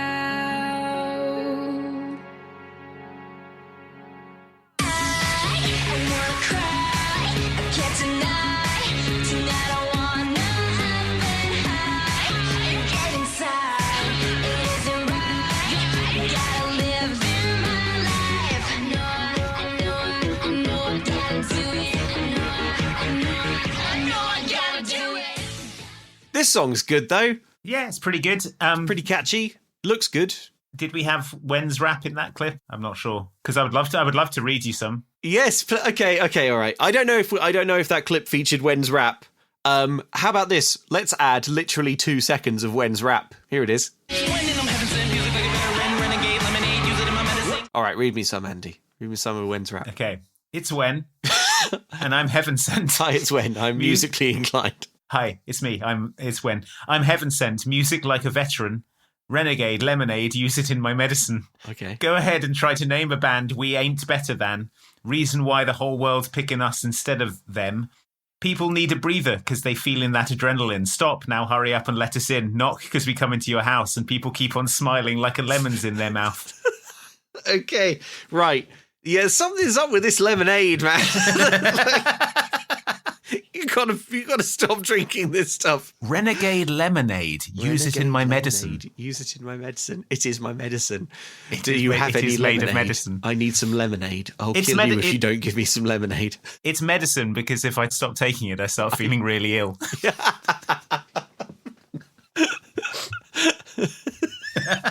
So as Wen does this rap, the audience has started to come round.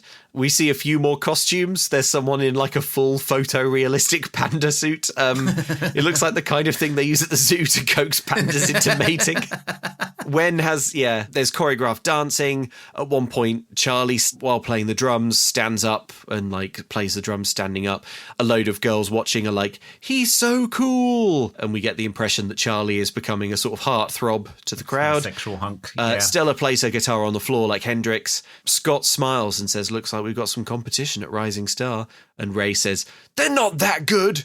And Scott says, no, they're great. They're great. They're great. But now, with the song over, Stella starts handing out lemonade to the crowd. Who starts seizing and weapons running around the room. And then she starts getting politically active about how a lemonade machine is being removed from the basement of the school. And everyone's like, what? What? What? What? No! We'd like to talk about lemonade. Now, the Mouse Lemonade machine in the basement is scheduled for removal to help pay for this gymnasium. It's about this school is treating certain people like they matter more than others. Or like funding for sports is more important than a music program. Or a school newspaper. Or any one of us. Do you know about this? We all deserve to be treated like we matter. Because, ladies and gentlemen, we do matter!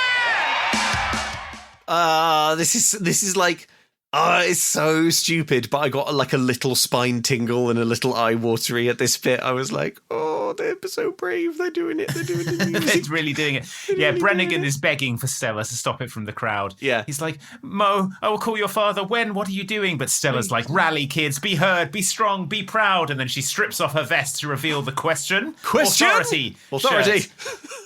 Brennigan races to the power breaker and he shuts off the electricity to the entire room. Yeah. On stage, Stella has a megaphone and she's saying seditious phrases like, we're tired of this and we're going to stand up for what we believe in. And the Principal Brennigan just starts tearing electrics apart with his bare hands. Like, he's desperate to either stop the music or die in an electrical fire or something. Yeah, it's like the end of The Running Man. They're sort of trying to stop his broadcast going out across the city. He should, if he really wants to sort of kill this message, he should just endorse it. Yeah. He should just start bopping along and be like, I think it's good. Woo, yeah, Stella. Tell him. Well, Stella, you're really turning it around. We're all proud of you. Authority.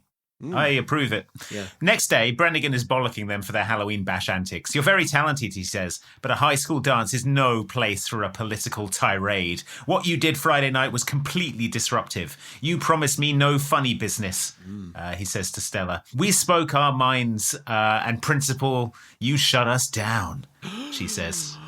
That's right. For the good of the school, says Brennigan, Lemonade Mouth is finished. Yeah. He bans them from the music room and the instruments on pain of suspension. The music and the mood is sombre. I mean, the band own their own instruments. We see them with them at home several times. Charlie, whose parents are like, I assume you love soccer, has like a garage with the most like lavish, expensive... He's got like a Joey Jordison from Slipknot, like rotating 16 rack toms. Like... And he's like always in there, and his parents just occasionally pop in and be like, I assume you like soccer best of all, yes? And Charlie sort of nods and like, cool. That's my hobby, certainly is. Just checking. In science class, though, the AV nerd from before passes Wen a CD. The CD says Lemonade Mouth live at the bash. Yeah. He says that kids have been asking to buy them. $10 a pop. The AV club takes... $10 for it's one song. It's not even an EP. Well, they did 1.5 songs before all the electronics were sort of pulled out. So which probably corrupted the recording as well. Well, maybe it's like and used to... Well, I mean, I had some evil friends who used to download MP3s illegally off LimeWire. Oh, yeah. I begged them to stop, but they never listened. Yeah, if you're Lars Ulrich, I never did that. Yeah, it'd be so choice if Lars Ulrich listened to this. Yeah, you know how like sometimes one of the MP3s halfway through would just go like and just be sort of distorted and stuff, and you normally wouldn't find out until you ripped it onto a CD already and were listening to it in the car, or at least that's what my evil friends told me. Yeah, when you download masterofpuppets.exe and run it on your computer. Seems fine. Yeah. Yeah, so... It's $10 a pop. The AV club takes 30% and you take the rest.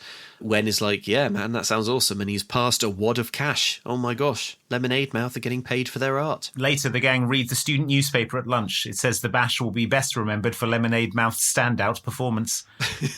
They're a champion for students sidelined by the high school privileged elite. And it seems that everyone loves Lemonade Mouth now. The mean cheerleader girls are all in love with Charlie. And we get a montage of them wandering around the school and seeing that their popularity and legend is growing. Yeah, some of the jocks do that kind of a sort of lemonade gesture. Lemonade dance. A lemonade dance. Kids have put up posters in the hall with slogans like, be heard, be strong, be proud. We see the janitor and the principal struggling to tear down a homemade banner that reads Lemonade Mouth Forever. Uh-huh. Imagine a band at your school capturing your imagination so much that you like go get a big vinyl banner printed. Yeah. That's our band, says someone. That's our band. They mean so much to us. Stella walks past Brennigan trying to pull down this banner. He's like, I thought I made myself clear. This lemonade business is over. It wasn't us, she says, but he doesn't believe that a band could capture the hearts and minds of the kids so thoroughly. Exactly. Even more thoroughly than he did with his whatever it is, Powerade. We cut to the pizza parlour. Stella and Wen have a proposal for the rest of the band. What if we told you that we could play music again? And Mo says, I'd say you're nuts. There's simply no way you can play music not at the Halloween bash. Or in the basement of the school. Yeah, but the revolutionary play from Stella and Wen is, what if we play music not in the school? It seems like the pizza parlour likes their music and has offered to let them play, and it could even become a regular gig. The other three have concerns. We mean something to people, says Stella. Lemonade Mouth is their voice. We're at the centre of a movement here. Lol. Scott comes into the pizza place with his new girlfriend. Mo sees this. She says she has homework and leaves. The others follow her. Outside, they catch up to Mo and see that there's a big photo of them performing at the bash that says, "Don't stop the revolution" on it. Yeah. Okay. So, like, this is a billboard-size, heavy-duty PVC banner. Mm-hmm. Like, it probably cost a few $100. Yeah, my mind went to like $300 minimum for this. Yeah, that feels about right. Just to get one. I mean, you could probably get more if you're printing 100. You could probably get it a sort of cheaper bulk discount. And it's like covering the front of the pizza parlour. This can't be what the pizza parlour guy likes, can it? No. And I think it's probably covering all of the windows on the upper floor of the building. Yes. So they get plunged into constant darkness. Yeah. But yeah, anyway. I had a friend who lived in Old Street on like by a roundabout, and one week his landlord just put up a massive billboard for Vodafone like over his bedroom window. Oh my God. It's like...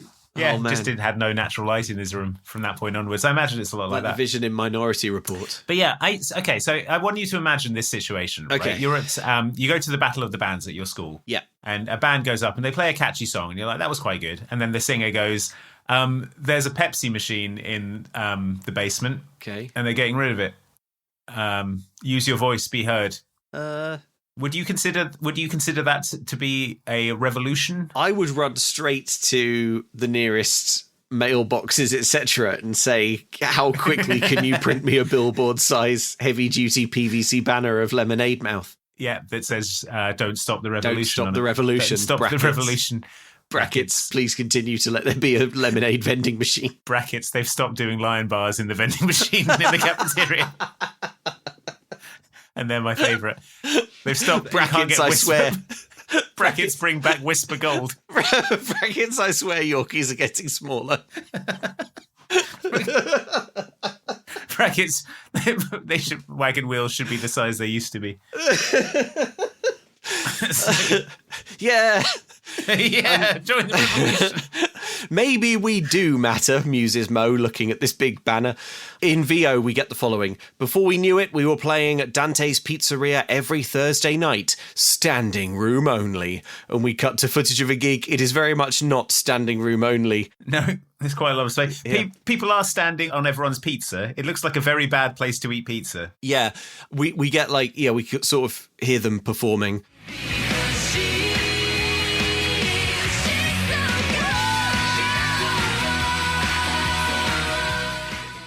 This would be awful for a pizzeria. You're right, Andy. Yeah. It would be like shockingly loud. This movie has that thing where drums and live music aren't as loud as they are, like in TV shows. It's probably mixed, so everything's in balance. But if you're sitting like near the kit, you'd need earplugs. Yeah, I can't believe that drum kits as a sort of thing are as popular and as well known as they are, because they are shockingly loud. Like they are way too loud in almost every situation. It's very hard to do like band practice if you're in like a garage band, because the biggest obstacle you'll immediately face is that the drums are way too loud. Yeah. And like you've got to find a way to get everything to come up to that level, which is like drums are shocking, like violently loud. Like you can't help but like flinch when someone hits a drum near you. Yeah, well, that's why Mudslide Crush's drummer was in a different part of the warehouse. yeah, exactly. Yeah, they figured it out. For this song, you can't see it, listener, but Mo is singing now. They've sort of demoted Olivia. Yeah, Olivia's just sort of being Bez now. She's been demoted to Bez. And it turns out that Mo is actually a better singer as well, I think. She's got a better voice. Yeah. So. She's singing this one with style and pizzazz. She's like doing flash dance kind of all over the tables. At one point, we see an adult chef vault out of the kitchen and start dancing with the school children, just swept up in the music. All the children are on tables. Dante of Dante's Pizzeria can't possibly want this. This cannot be conducive to selling pizzas. His next health inspection is going to be an absolute disaster.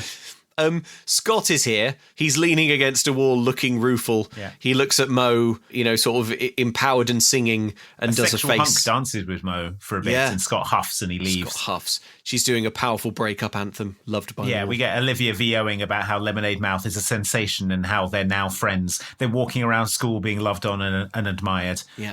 Scott and Ryan from Evil Mudslide Crush see this and hate it.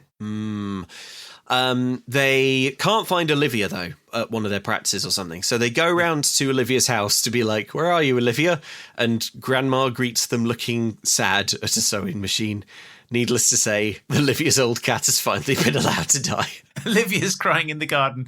Turns out that her cat fell apart that morning. Finally just fell into 3 or 4 different sections. One of the sections kind of wriggled around for a while. I'm sorry about Nancy, says Wen. Me too, says Olivia. Yeah. It's nice out here, says Charlie. Olivia says she looks up at the clouds to see what shapes they can find. And everyone's like, ooh, fun game. Okay. So they all try. Charlie sees a giant old lady with a skirt and an umbrella.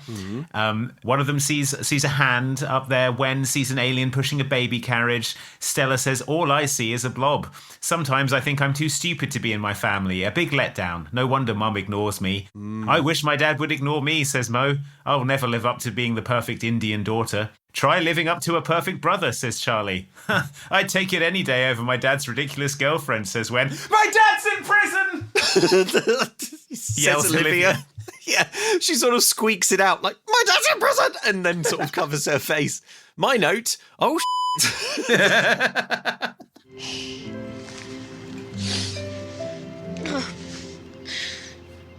I'm too humiliated to talk to him or about him. And he writes, but I don't write back 'cause I don't know what to say. I mean, he's made some really bad decisions since my mom died, and I still love him, but he's a stranger now, Which is why I'm so glad to have this, our friendship.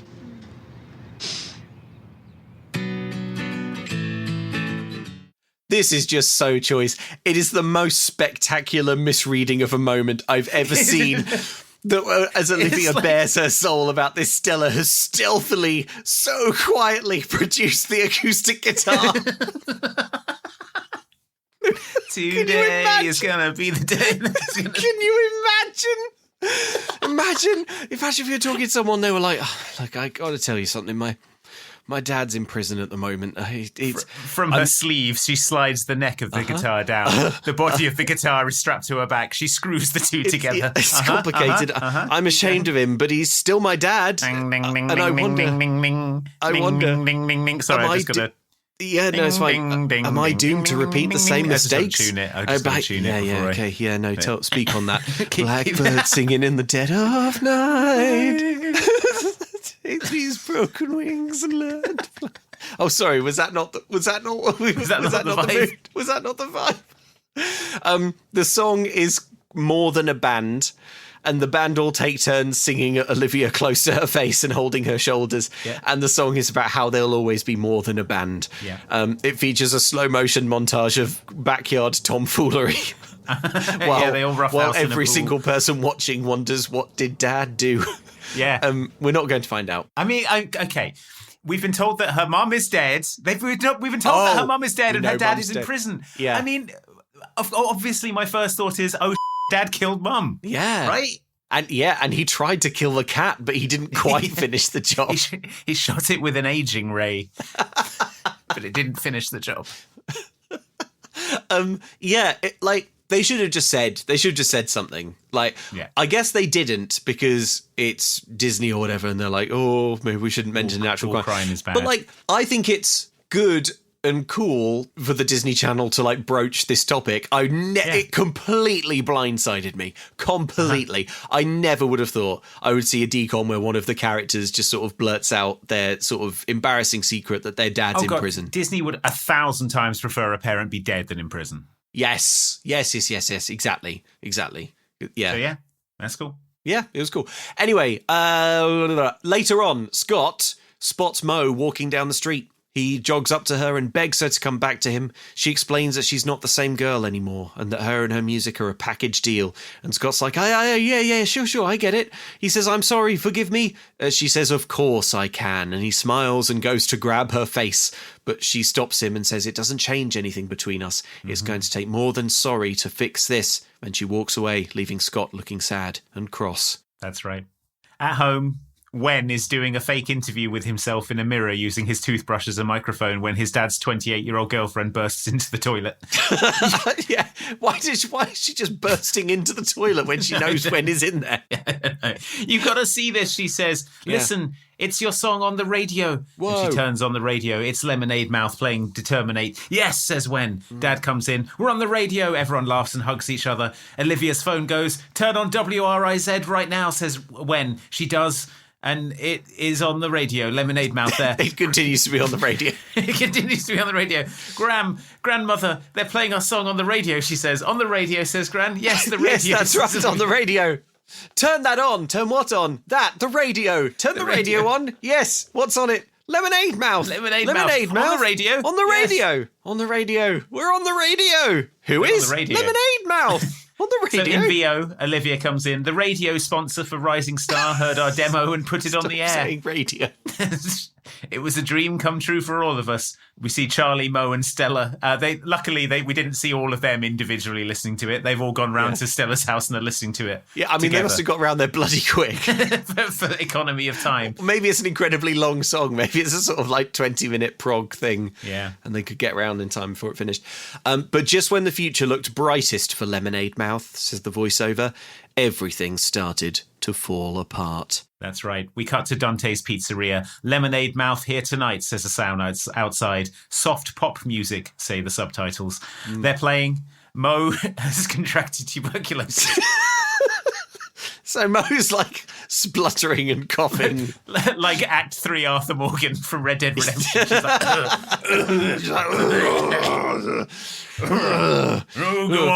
go on without me, fellas. I'm not going to make the best.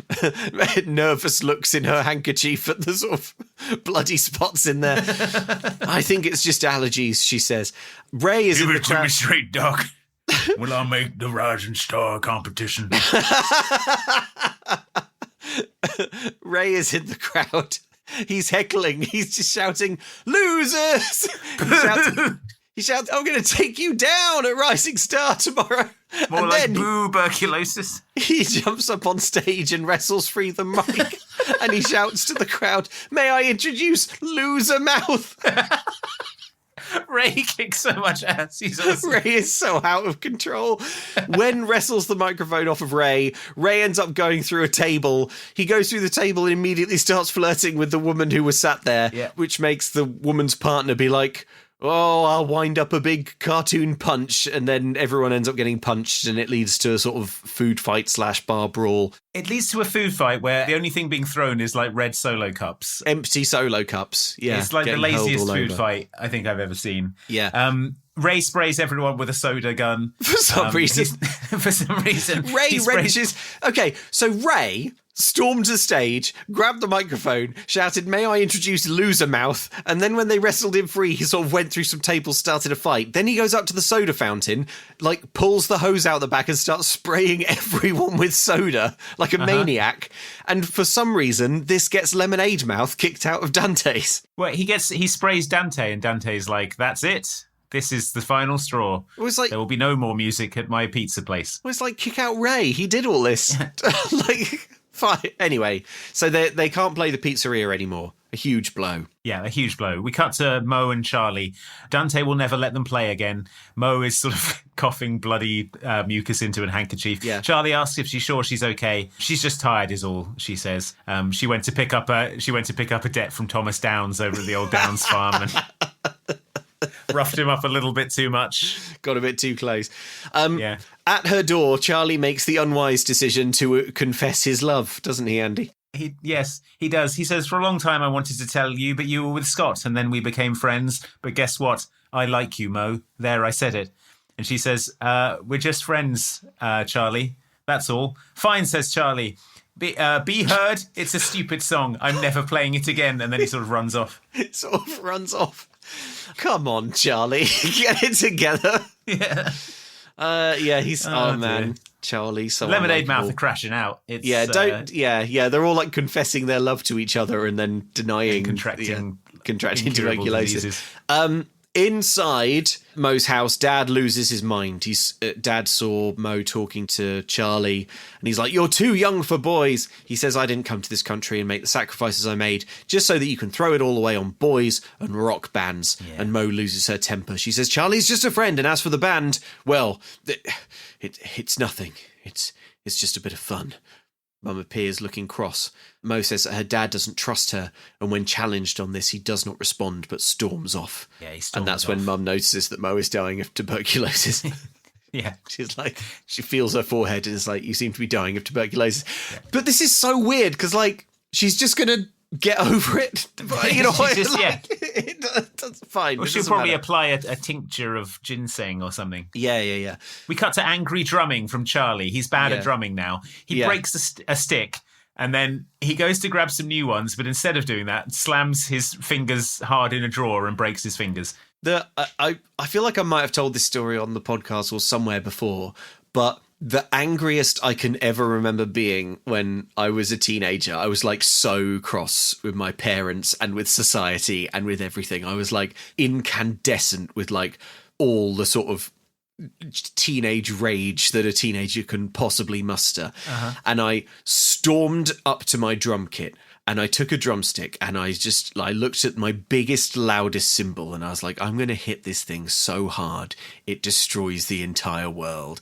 And I hit it with all the force I could muster. And instead of hitting the stick on the cymbal, I hit my knuckle against the cymbal. It made no noise, but took like an enormous chunk out of my hand. It was the most pathetic thing that's ever happened. And I just sort of fell to the floor, bleeding, clutching my hand, weeping impotently. It was... I know what I'll do. I'll maim myself. Well, I was like, oh, I'll make a noise so loud the whole world has to hear me. Oh, well. And then I was like... no one will ignore Luke Westaway after that. Just kind of hacked a big wet chunk out of my hand on the edge of this cymbal. Yeah. Oh my God, it was so humiliating. What he's done. That's what he's done. Shattered. Yeah. So again, we're having to see all of Lemonade Mouth go through various misfortunes sequentially. So, but don't worry, because as usual, Wenz is the funniest. Wenz is the funniest. Don't worry. When is at home, he's being forced to hang a huge photographic portrait of his dad and Sydney. As he hoists the portrait, he's like holding this heavy thing up, and Dad looks across to him and says, "Will you be my best man?" And when a horrified Wen drops his side of the picture and a corner of it goes in his eye socket. the corner of the picture plows into his eye socket like a Mortal Kombat fatality. Yeah. It's like a Sniper Elite X-ray thing. It's all like... His orbital bone shatters. And Dad looks at him disapprovingly as if to say, why won't you be cool about these erotic news? Why won't you be the best man for my new wife who's like 10 years older than you? Just be cool. So we see Olivia and Wen surveying the damage to the band. They're doing a sort of damage report like it's the Starship Enterprise. Charlie has 3 broken fingers. Mo has a 102 fever. Wen's eye is exploded. Yeah. Tomorrow will be a disaster, says Olivia. We'll back out, says Wen. His vision goes all blurry and he sort of staggers around. He's like, yep, My eye is ruined. Yeah. Wen explains what happened with the painting and that. Olivia thinks that it's nice to be asked to be a best man by your dad. Wen explains that he hates that Sydney has wormed his way into his family, and Olivia tells Wen that he's being ridiculous, and Wen storms off stroppily. But what about tomorrow? Says Olivia, and Wen says, well, maybe this is a sign that it's time to call it quits. Just be happy, Olivia, you're off the hook. You don't have to go on stage anymore, he says cuttingly. Yeah. This is not about lemonade mouth, says Olivia. This is about you not appreciating what you have. A smoking hot stepmom. Yeah, right. She rages against Wen. When this isn't about lemonade mouth, this is about you not appreciating what you have. You have a family. Your dad, your sister, Sydney. I don't even remember my mom. I haven't talked to my dad in years, and you have the nerve to feel sorry for yourself? Well, okay, no, fine. Go ahead, give up, see if I care. I didn't even want to be in this band in the first place. Then why did you do it? For you jerk! Did it for you. So now, She's contracted TB. Stella's also got tuberculosis. Olivia's got tuberculosis now. Stella remains healthy for the time being, but it can't be long until they're all they'll all fall to it. Yeah. Yeah. Well, Stella. Okay, so so everyone's calamity is covered now except Stella. Stella's outside the school, and she spots the Mel's lemonade machine is being loaded up onto a truck to be taken away, and she calls the band together. Yeah, she calls the band who've all just had a catastrophic falling out. She's like, yeah, come down here to do my lemonade machine bullshit, and they're like, yep. Yep. And when they show up, they've all fallen out, and they're also all bleeding and dying. Like Olivia's voice has gone now for some reason. It just sort of off camera between the last scene, she's lost her voice. Is it supposed to be that she was yelling at Wen so loudly that she shredded her voice or something? Maybe, I don't know. Yeah, maybe the sort of pain of admitting that she did all this to be... She drank too much lemonade and it destroyed her vocal cords. That's probably it. The lemonade has probably, tanked everyone's immune system or something. Yeah. It's sort of done something very bad to their brains.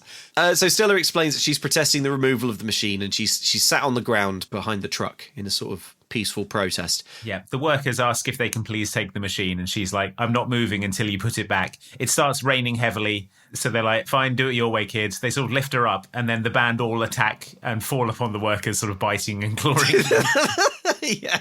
I feel a bit sorry for these guys. Yeah. I mean, they do sort of manhandle Stella out the way, but then immediately all of Lemonade Mouth starts biting and killing them. They go feral and sort of drop onto all fours and pounce on them. Yeah. Oh God, they're going to get lemonade in their wounds. They're going to get a sort of septic lemonade bite. They're going to gnashing lemonade mouths close down on them. Frothing lemonade mouths. So the police arrive and arrest all of Lemonade Mouth. Yeah. Needless to say, that day was a bit of a low for the band, says Olivia in VO. We cut to prison. All of Lemonade Mouth are behind bars. Yep. So much for Rising Star, says Charlie. We can't skip it, says Stella. It's over, says Wen. I know what you're thinking, listener. This was probably quite interesting for Olivia, right? Her dad's in prison. How will this affect her being in prison? Perhaps some interesting character moments will come from this. Don't worry, it seems she's forgotten about that and nobody else mentions it. Yeah, no one says anything. So they all fall to petty infighting. Wen and Charlie say this is all Stella's fault. Olivia asks them to stop fighting, but her voice is quiet, so no one listens. Yeah. She's like, stop fighting. The band all come to rest as far from each other as possible in this sort of holding cell. Things seem bad, but then Charlie starts tapping a quarter on the payphone in the cell. And then Mo joins in, twanging a hair tie, boing, boing, boing. Wen's got the zipper on his hoodie and starts going... Zzz, zzz, zzz, zzz. Yeah, he's scratching with his zip, so funny. And they all start clapping and stamping and vocalising. Yeah. Needless to say, the rifts are all healed. And they all healed by this mini stomp. Yeah, they all embrace each other and breathe deep of everyone's mouth particles. Later on, we see them all get picked up by their parents. Don't worry, we're going to go one by one. We're going to go sequentially through. Yeah, we're going to heal everyone's family trauma back to back real quick. So let's just run through this super quickly. Yeah. Hit it. Okay. Graham picks up Olivia. They hug. Wen gets picked up by Sydney. She tells him his dad is stuck at work. He hugs her and says thanks for coming and has forgiven her and welcomed her into his life. Mo walks to her parents. Dad can't even look at her. She grabs him. Dad, I need to say this. I'm never going to be the perfect Indian daughter you want me to be. I'll never be a regular American teenager. I don't know what I am, maybe a bit of both, but I'm finding my way. And yeah, I'll make mistakes, but I deserve for you to just let me be. Or at least let me try. And Dad says, okay. Charlie walks out. Window goes down on a car. It's his brother Tommy. Whoa. You're lucky I picked up the phone instead of Mum, he says. Here's the thing. You want to make music, stand up to Mum and Dad and tell them that. Tell them soccer isn't for you. And then you want to go to music school instead of Stanford. It's easy for you to say, says Charlie. They think everything you do is perfect. Well, it isn't, says Charlie. My grades are bad. Let's go tell them together. Agreed, says Charlie. Family trauma healed. Next. Stella comes out. Next trauma. Mum is there. Mum is there. She says, I know I'm grounded for life. And Mum says, no, I think that you're strong and brave and I think you're brilliant and good and I love you. Great. Hug. Done. Family trauma healed. Tick. As Stella leaves, she invites Mum to come and see her revolution. And outside, Dad and her twin brothers have showed up with her guitar, which is cute. We cut to the competition. Mudslide Crush debut their most evil song yet. It's a Don't You Wish You Were Us, it's called. It's a performatively evil song. My girl is hotter than your girl, it confrontationally begins. Yeah. My ride is sweeter than your ride. It features the lyrics, I'm about to steal your girlfriend, I'm about to knock you down. Let's hear some.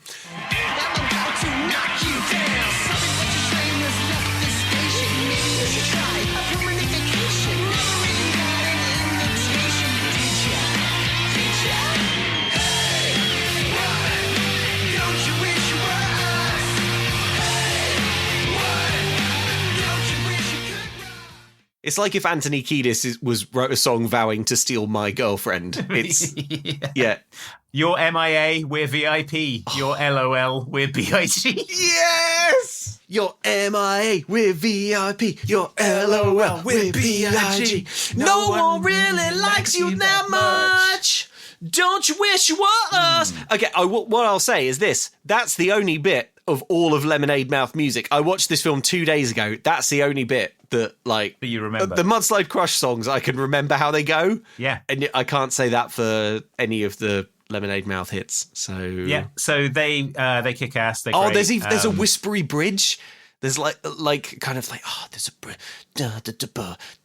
it's about how all the girls when they get their pictures taken with the crush.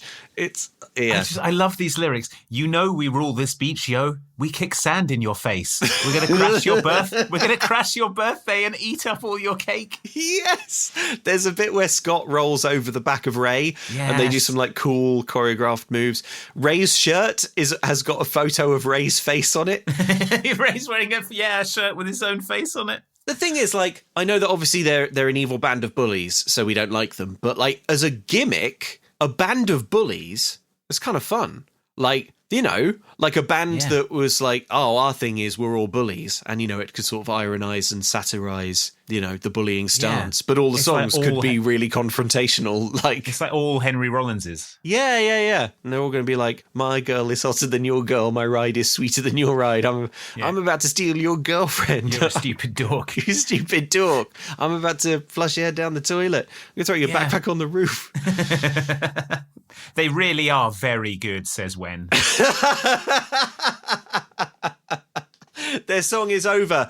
As they leave the stage, Ray hisses at Lemonade Mouth, top that. We will, trust me, says Stella. So Lemonade Mouth are announced. They come out all nervous. All the parents are in the crowd. Yeah, we see reactions from everyone in the crowd.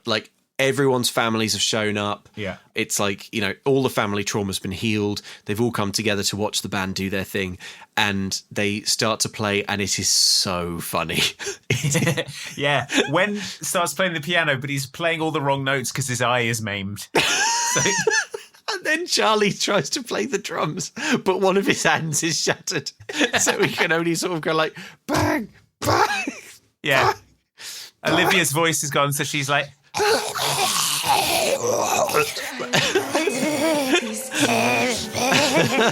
Crazy worry. And then obviously Mo also has tuberculosis. She's like, no, hold on there, fellas. I can't play the bass guitar because I have tuberculosis. It's unfortunately hilarious the way it sounds. They briefly leap into a different song, but everyone is too sick and bleeding and shattered limbed to perform. And then instead of it just stopping, everything grounds to a halt, and then the band strays from their instruments and just starts sort of drifting around. Drifting across, drifting listlessly around. Like they're on the beaches of Normandy. They're sort of they're staggering wounded. They kind of stagger up to each other and sort of like put their arms round each other, but not in a sort of coordinated or meaningful way. And they're all going like, yeah. Like Stella begs Olivia, you can do this, but Olivia simply can't. So she simply can't. The crowd is silent. Yeah. Scott straps on a guitar. Scott from Mudslide Crush. What are you doing? Says Evil Ray. They need help, man. You do that, you're out of the band, says Ray. For good. An ultimatum. Suddenly, the crowd starts singing the song. Yeah. A single voice pipes up from the crowd, hesitant at first, but then the parents and the other kids all start joining in. Scott joins in as well. I'll find another band, he says. Don't walk away from me, says Ray, but it's happening. The whole crowd is singing. Scott is playing the guitar. Stella joins in on the other guitar. Lemonade Mouth stand on stage looking out at the crowd. They can't believe. They're all singing Determinate. Everyone cheers. The band all hug. Scott is embraced by the band. Yeah. And the song is finished. We didn't win Rising Star, says Olivia. Yeah, no you didn't perform at Rising Star. So obviously you didn't. Mudslide Crush should win double because Scott, like they did the song and also Scott sort of helped. Yeah. Did a nice thing. Scott gets double prize money. Yeah. We won something bigger that night, she says. What I would say is that I thought this was nice. I didn't see it coming. I thought they were going to just sort of play their song and be miraculously healed. I don't know why they went on stage knowing that they were maimed and bleeding and couldn't perform. And then they went on stage and couldn't do that. And it's like, oh yeah, I remember my crushed hands. Yeah, Mo lies on her back on the stage. She looks and sees a golden stag as the sun rises behind her, and peacefully and quietly she expires, redeemed. But I did think it was quite narratively nice. It's a nice visual, like the band just sort of like holding each other, not saying or doing anything, but like everyone singing their song at them. And the point is that they've had such an impact on people that they don't need to play the song because it's not their song anymore. It's everyone's song because it means so much to them. We didn't win Rising Star, says the voiceover, but we won something bigger that night. We cut to some point in the future. Everyone's wounds are healed. So I guess this film cannot end. No, it just keeps like, and here's another scene, and here's another scene. But we are sort of wrapping up, but it'll take its time. I have a theory, actually. I think that maybe the film was supposed to end here. Yeah. But it feels like there was an editorial note that's like, oh, actually, sorry, but like for formula's sake, you have to end on a sort of sellable song. On an actual song. An actual song that we can, like sell MP3s of. So, yeah, we get Mo and Scott, they reconcile. I'd like to get to know this Mahini who is into her music, he says. Yeah, I'd like that, she says, and kisses his cheek. Mm-hmm. Charlie leaves school and sees that happening. He walks away and sees a blonde girl. I don't know if we know who this is or not. All the blonde women in this film look the same to me. No, I felt conflicted about this because on the one hand, I was expecting Charlie's arc in the way of these movies to be like, Charlie is a nice guy, and so in the end he's sort of owed a girlfriend in that kind of 2010 way. And I thought it was nice that Charlie doesn't get to be with his crush because she doesn't like him that way. Yeah. And I thought it was sweet that Charlie's arc is that he nearly gets all sort of weird about it, but then he decides at the last minute to be just cool and chill and normal. So he's like kind of smiles at Mo and Scott and like walks off. But then it is slightly undercut because he is then awarded a woman. He is then awarded a different girlfriend 1 second later. Like it's one of, like, we established earlier that he's become a bit of a dreamboat, like amongst the girls. Yeah, when he's the sexual hunk of the band for sure. Yeah, exactly. So he basically just sees a different girl who sort of waves at him, implying that they'll get together. At Olivia's house, Wen has come over to Olivia's house. He's at the front door. He says, I bought you something. And then from nowhere, he hoists aloft a kitten and thrusts it towards her. He's like, he has no carrier with him or anything. He's walked over from his house with a kitten gripped in his hand. Yeah. Like, presumably with it sort of clawing and biting at him in the way kittens do all the way. Tucked into a jeans pocket. He just pulls this out. He's like, this is to replace your dead mum cat. Yeah. It's a dead kitten cat because it's been in my pocket all the way over. Yeah. So he says that she was right about Sydney. She's not his mum, but she definitely cares. And Wen and Olivia have a big cuddle. Yeah. And we cut to Dad's wedding. If anyone in the crowd thinks that the dynamics are off as Dad cements his union with his 28-year-old girlfriend, they keep their mouths shut. And this is all happy, except the creepiest thing in the world is happening to Stella. Yes. I'm interested to hear you describe this. Go on. Okay. All right. So sat in the crowd for this is Stella. That's my bandmate up there, says Stella to a random man who is dressed in a Dumb and Dumber tuxedo and has Sideshow Bob hair. Yes, okay, yeah. And that's my old college buddy, says the man. Neither of them has made it clear who they're talking about. No. And then the man leans in close to this really close. 16-year-old girl. Yeah. And he says, see, you and me, we're practically best friends already. In a way that makes my skin crawl. Yeah, it's really creepy. I used to be in a band too, you know, he says. Apparently bored at this, the exchanging of the vows portion of the wedding. He's now just talking about his old band to a teenage girl. You're so nearly done, folks. Just sort of, there's only a few more lines. So yeah, they keep chatting. She asks what he does now. Now I own an organic lemonade company. Thing is going gangbusters. It's crazy. People just can't get enough of this stuff. Mel? Yeah. Let me ask you something, Mel. Sometimes risking it all to have your voice heard pays off in ways you never imagined. Mel understood this and was more than happy to help us build a place where all our voices could be heard. Okay, so this man in the wedding was Mel of Mel's 40s lead lemonade or whatever. Mel realises how much lemonade Stella and the gang have drunk, realises he could be in a lot of trouble here, and agrees to build a concert hall for the school if they would simply sign an indemnity waiver. And submit their bodies to medical science when they die. Yeah. So they've got a massive theatre now. So if you're wondering how the themes of the movie are going, the principal never learned that it's good to fund the arts. They just got a lemonade millionaire to do it for them. Yeah. So this shining new facility is sponsored by Mel's Lemonade. So it's just a different soda company sponsors the school now, but it's the soda company that Stella liked. So it's still it's still anarchy. It's an anarchistic revolution. Have they shut down sports? Have they made all the sports go in the basement? Sports are in the basement now. If you want to play soccer, you've got to do it in a janitor's closet. Yeah, you got to do it in this corner of the hallway. The principal claps and is getting paid, so he's happy. He and Resnick can't believe Stella put all this together. They all drink lemonade, and Resnick and Brennigan start flirting because, of course, they're high on toxic lemonade, long fermented. He says he used to be something of a rebel himself back in the day, and they are quickly in love. And that, Dad, is how Lemonade Mouth came to be, says Olivia in VO. Yep. I can't wait to tell you the rest in person. So this whole movie has been a letter to her dad in prison, and oh my God, TLDR. Yeah. I really miss you, Dad. Love, Olivia. And we see her post the letter. Oh, P.S., Dad, you're never going to believe where we're playing next week. And we crossfade to Madison Square Gardens? Yeah.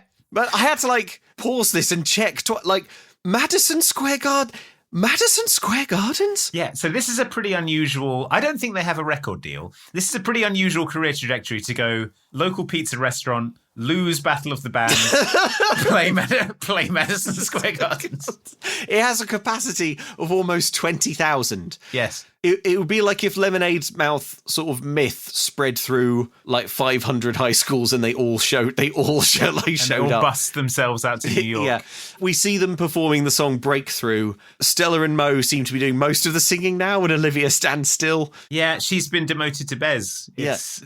This is this is the kind of scene that if it was in a sequel, it would indicate that Lemonade Mouth have sold out, because it's a really, really, really generic sort of pop song with loads of like sort of overdone pyro and pop choreography. Scott's there playing guitar. He's in the band. It's nuts that they're playing Madison Square Garden, because like even in the fiction of the film, they're like a local sensation, right? And I don't know like canonically where it's supposed to be set, but the film was shot in Albuquerque, New Mexico. Yeah. Which I don't know if you know your American geography. Not that close to Madison Square Garden.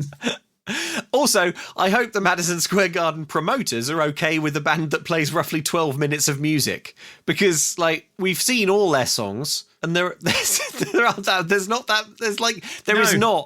not enough material here to support this scale of concert. Like Madison Square Gardens, you'd be expecting it would be like 2.5 hours minimum, wouldn't it? Yeah. Also, but I mean, it's a lot like a sort of like when you go to see a band like U2 or something, or you know, Backstreet Boys at the Sphere. Yeah. The spectacle of the thing is part of the show. So we see their new their stage production, and they have a big 3D lemon that rotates.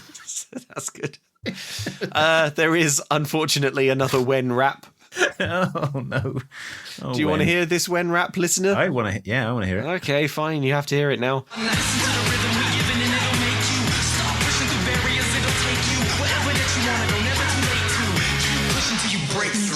There's loads of dancers and randos on stage as well. Like, I don't know what they're doing. It feels like Lemonade Mouth's musical vision has become seriously clouded. Has become perverted through success. Maybe to promote a cloudy lemonade. I need you to have a cloudy creative vision. Yeah. It's cloudy because it's from the 30s.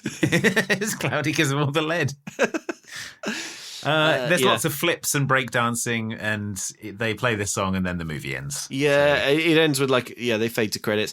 This really feels like an editorial note, this finale, because it was like there was a nice ending, which was everyone singing together the song "Determinate." Yeah, and then the studio was like, Actually, could they play Madison Square Gardens? Not really. It's sort of a song about a garage band and, you know, some kids who sort of learn to find their voice and speak up for themselves and communicate better with their parents.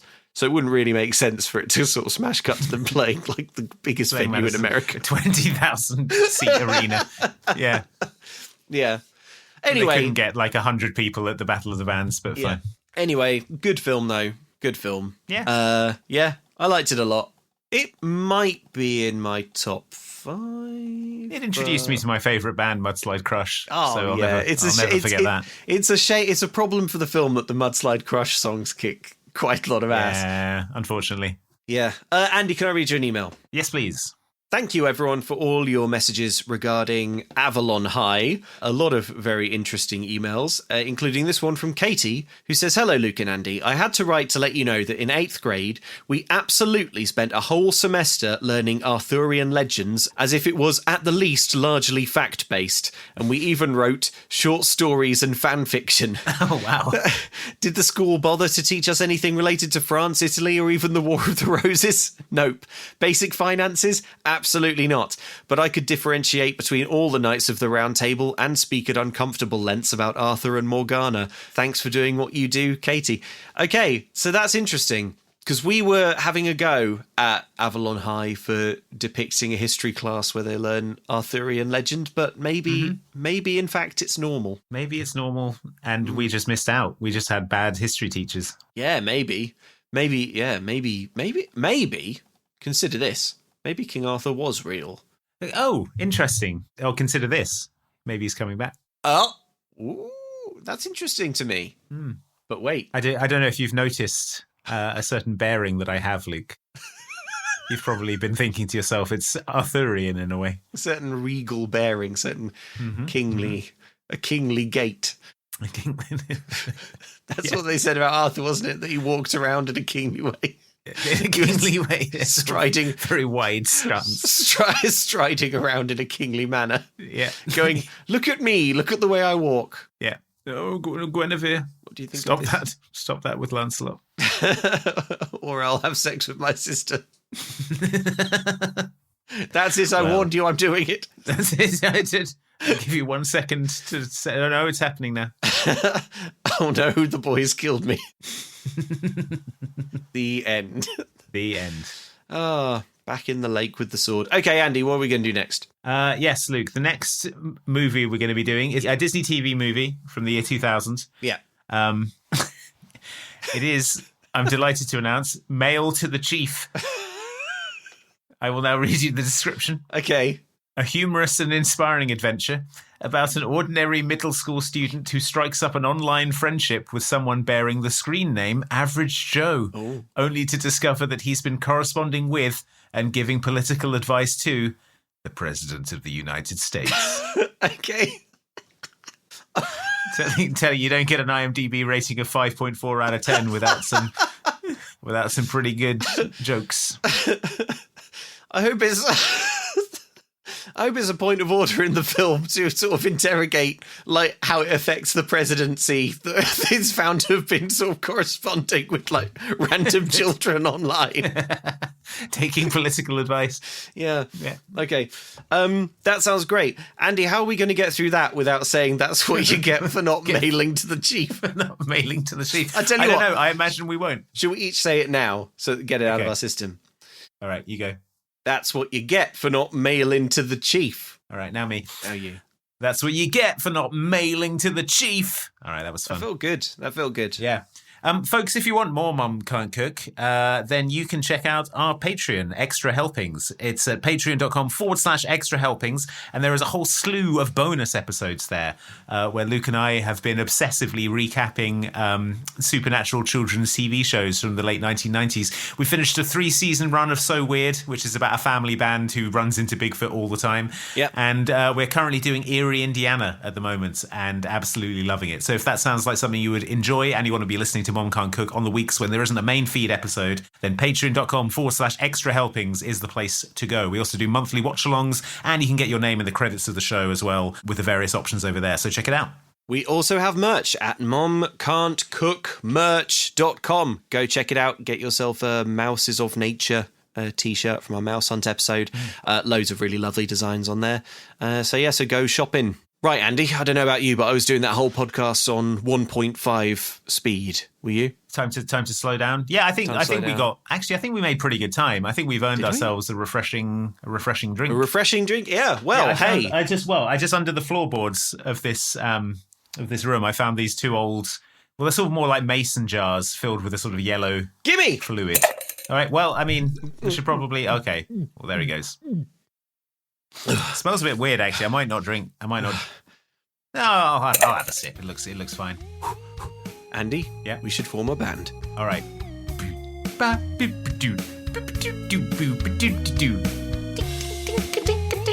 collapsed to the floor with tuberculosis. Single shot of me on fire.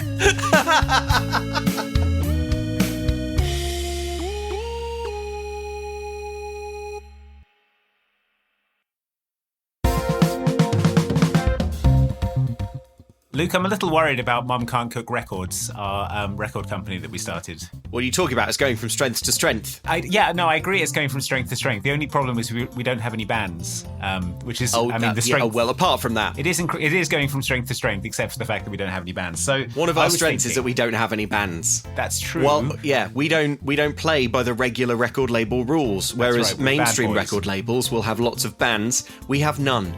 We prefer to do things our own way, with no bands. We're bad boy iconoclasts, a punk rock aesthetic, although crucially without any punk rock. Yes, exactly. Yeah. Or any kind of rock, or anything. Or any kind of music at all. What I was thinking, though, is that maybe we could manufacture a band that's a sort of clone of a popular band. Oh, okay. Because that's quite a good thing to do. So, that's good. You know how everyone's talking about this Lemonade Mouth, aren't they? This band, they're Lemonade a huge Mouth. deal. A huge deal.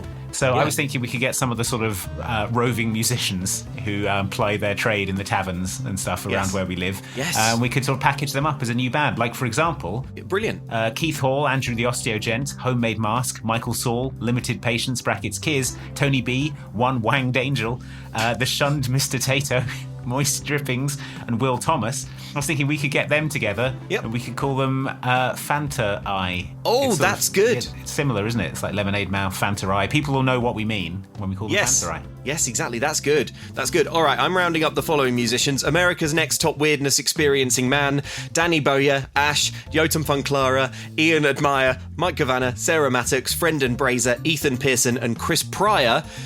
You'll be in new Lemonade Mouth alike band Lilt Filtrum. That's good. That's good. That's good. Lilt I like the Filtrum. way that flows. Lilt Filtrum. Yeah, it flows like lilt all over your Filtrum. All over my Filtrum. I was thinking we could get together Kate Tweedle, Angel Beat, Hef, Ryma Damer, Carl the Jedi, Danny Cap, Tilly Everoa, Will Hutner, Eclair, and Duchess, and they could be Panda Pop Pelvis from now on. Oh, Panda Pop Pelvis, that's good. That's good, isn't it? It rolls off the tongue, and it's got a sort of bad boy quality to it that I enjoy. It does. Okay, Business Corgi, Nurse Jake, Seish, Andy's Parents, Travelling Chip Salesman, E.T., Julian Rundlet, Hannah Kirchner, Minnie, Jack Fabian, and Snowy Owl. Get ready to rock the stage as Red Bull Biceps. That's good. Yeah, it's got a powerful energy. It's got an aggressive, confrontational energy, which I like. Yes, which I think the kids will enjoy. Yeah, they'll enjoy that. I tell you who else they'll enjoy: Carl Clev, John Sharplin, Andy Meany, Elizabeth, Courtney Rail, C. Hunter, Ben from Finance, Autumn Holloway, Michael Olson, and Give Me Gravity Rip or Give Me Death. They're going to be teaming up as OK Soda Ear. It's a sort of disaffected Gen X grungy sort of project, but they've probably got the best music of all these bands. Yeah. It's going to be a sort of like Soundgarden-y vibe for sure. Although, don't miss the new drop from Tim Craven, Andrea Pallas, Liz L, Adam Snig, Hypermole, Clint Hannah Lopez, Mark H, Daniel Rogers, Cara Dennison, and R Book Monster, who will be forming up to a new super band, Kombucha Coccyx. Ooh. Yeah, nice. I like that. It's pretty good. It's kind of jazzy, as you could a little bit more new imagine. age. A little bit more new. Yeah. Just exploring soundscapes. Okay, well, I think we can't neglect the Juggalos, Luke. We too many never people, should. Too many people fail in business because they underestimate the Juggalos. I'm thinking the Juggalo Pound. The Juggalo Pound. The Clown to Pound. capture the Juggalo Pound. So I'm putting together popular character Travis's unpopular spin-off series, Prince Reynard, Michael Hayden, Adam Cuddy Routh, Bears Aren't Native to Britain, #Game of Thrones, Will Pohoretsky, Alex and Daisy and Bailey 2, Jeebus Piers Jones, Jambo No. 5, and Irish femboy unloads a double barrel into an ATM. Okay. They will be the new band Fago Foot.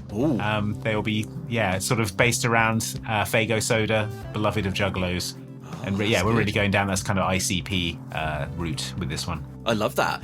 Well, Z-Man, Sir Mr. Moore's quarterback killing knife, Sean and the supple alabaster hands, Hot Frothy, Dave Goddard, Clarky the bearded coach driver, Crescentia Che, Jax the protogen, Who Needs to Sleep, and Big Bro Bronk Bonks Moody Mommy Molly.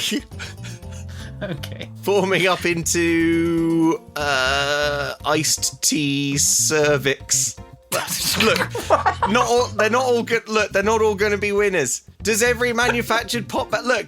We've got to put some bad bands on our roster to make the others look better. To look better, and this is one of them. Yeah. So I'm sorry, it's part of doing business. All right. Yeah. Chase Baker, Book Goblin Richard Martin recommends Thoughts TV podcast. Come back here, you gremlins. Quinn is teething. A.D. Muller, Lord of the Salt Doctrine, Adam Steele, Christoph Cropolio, and Anna Petahova.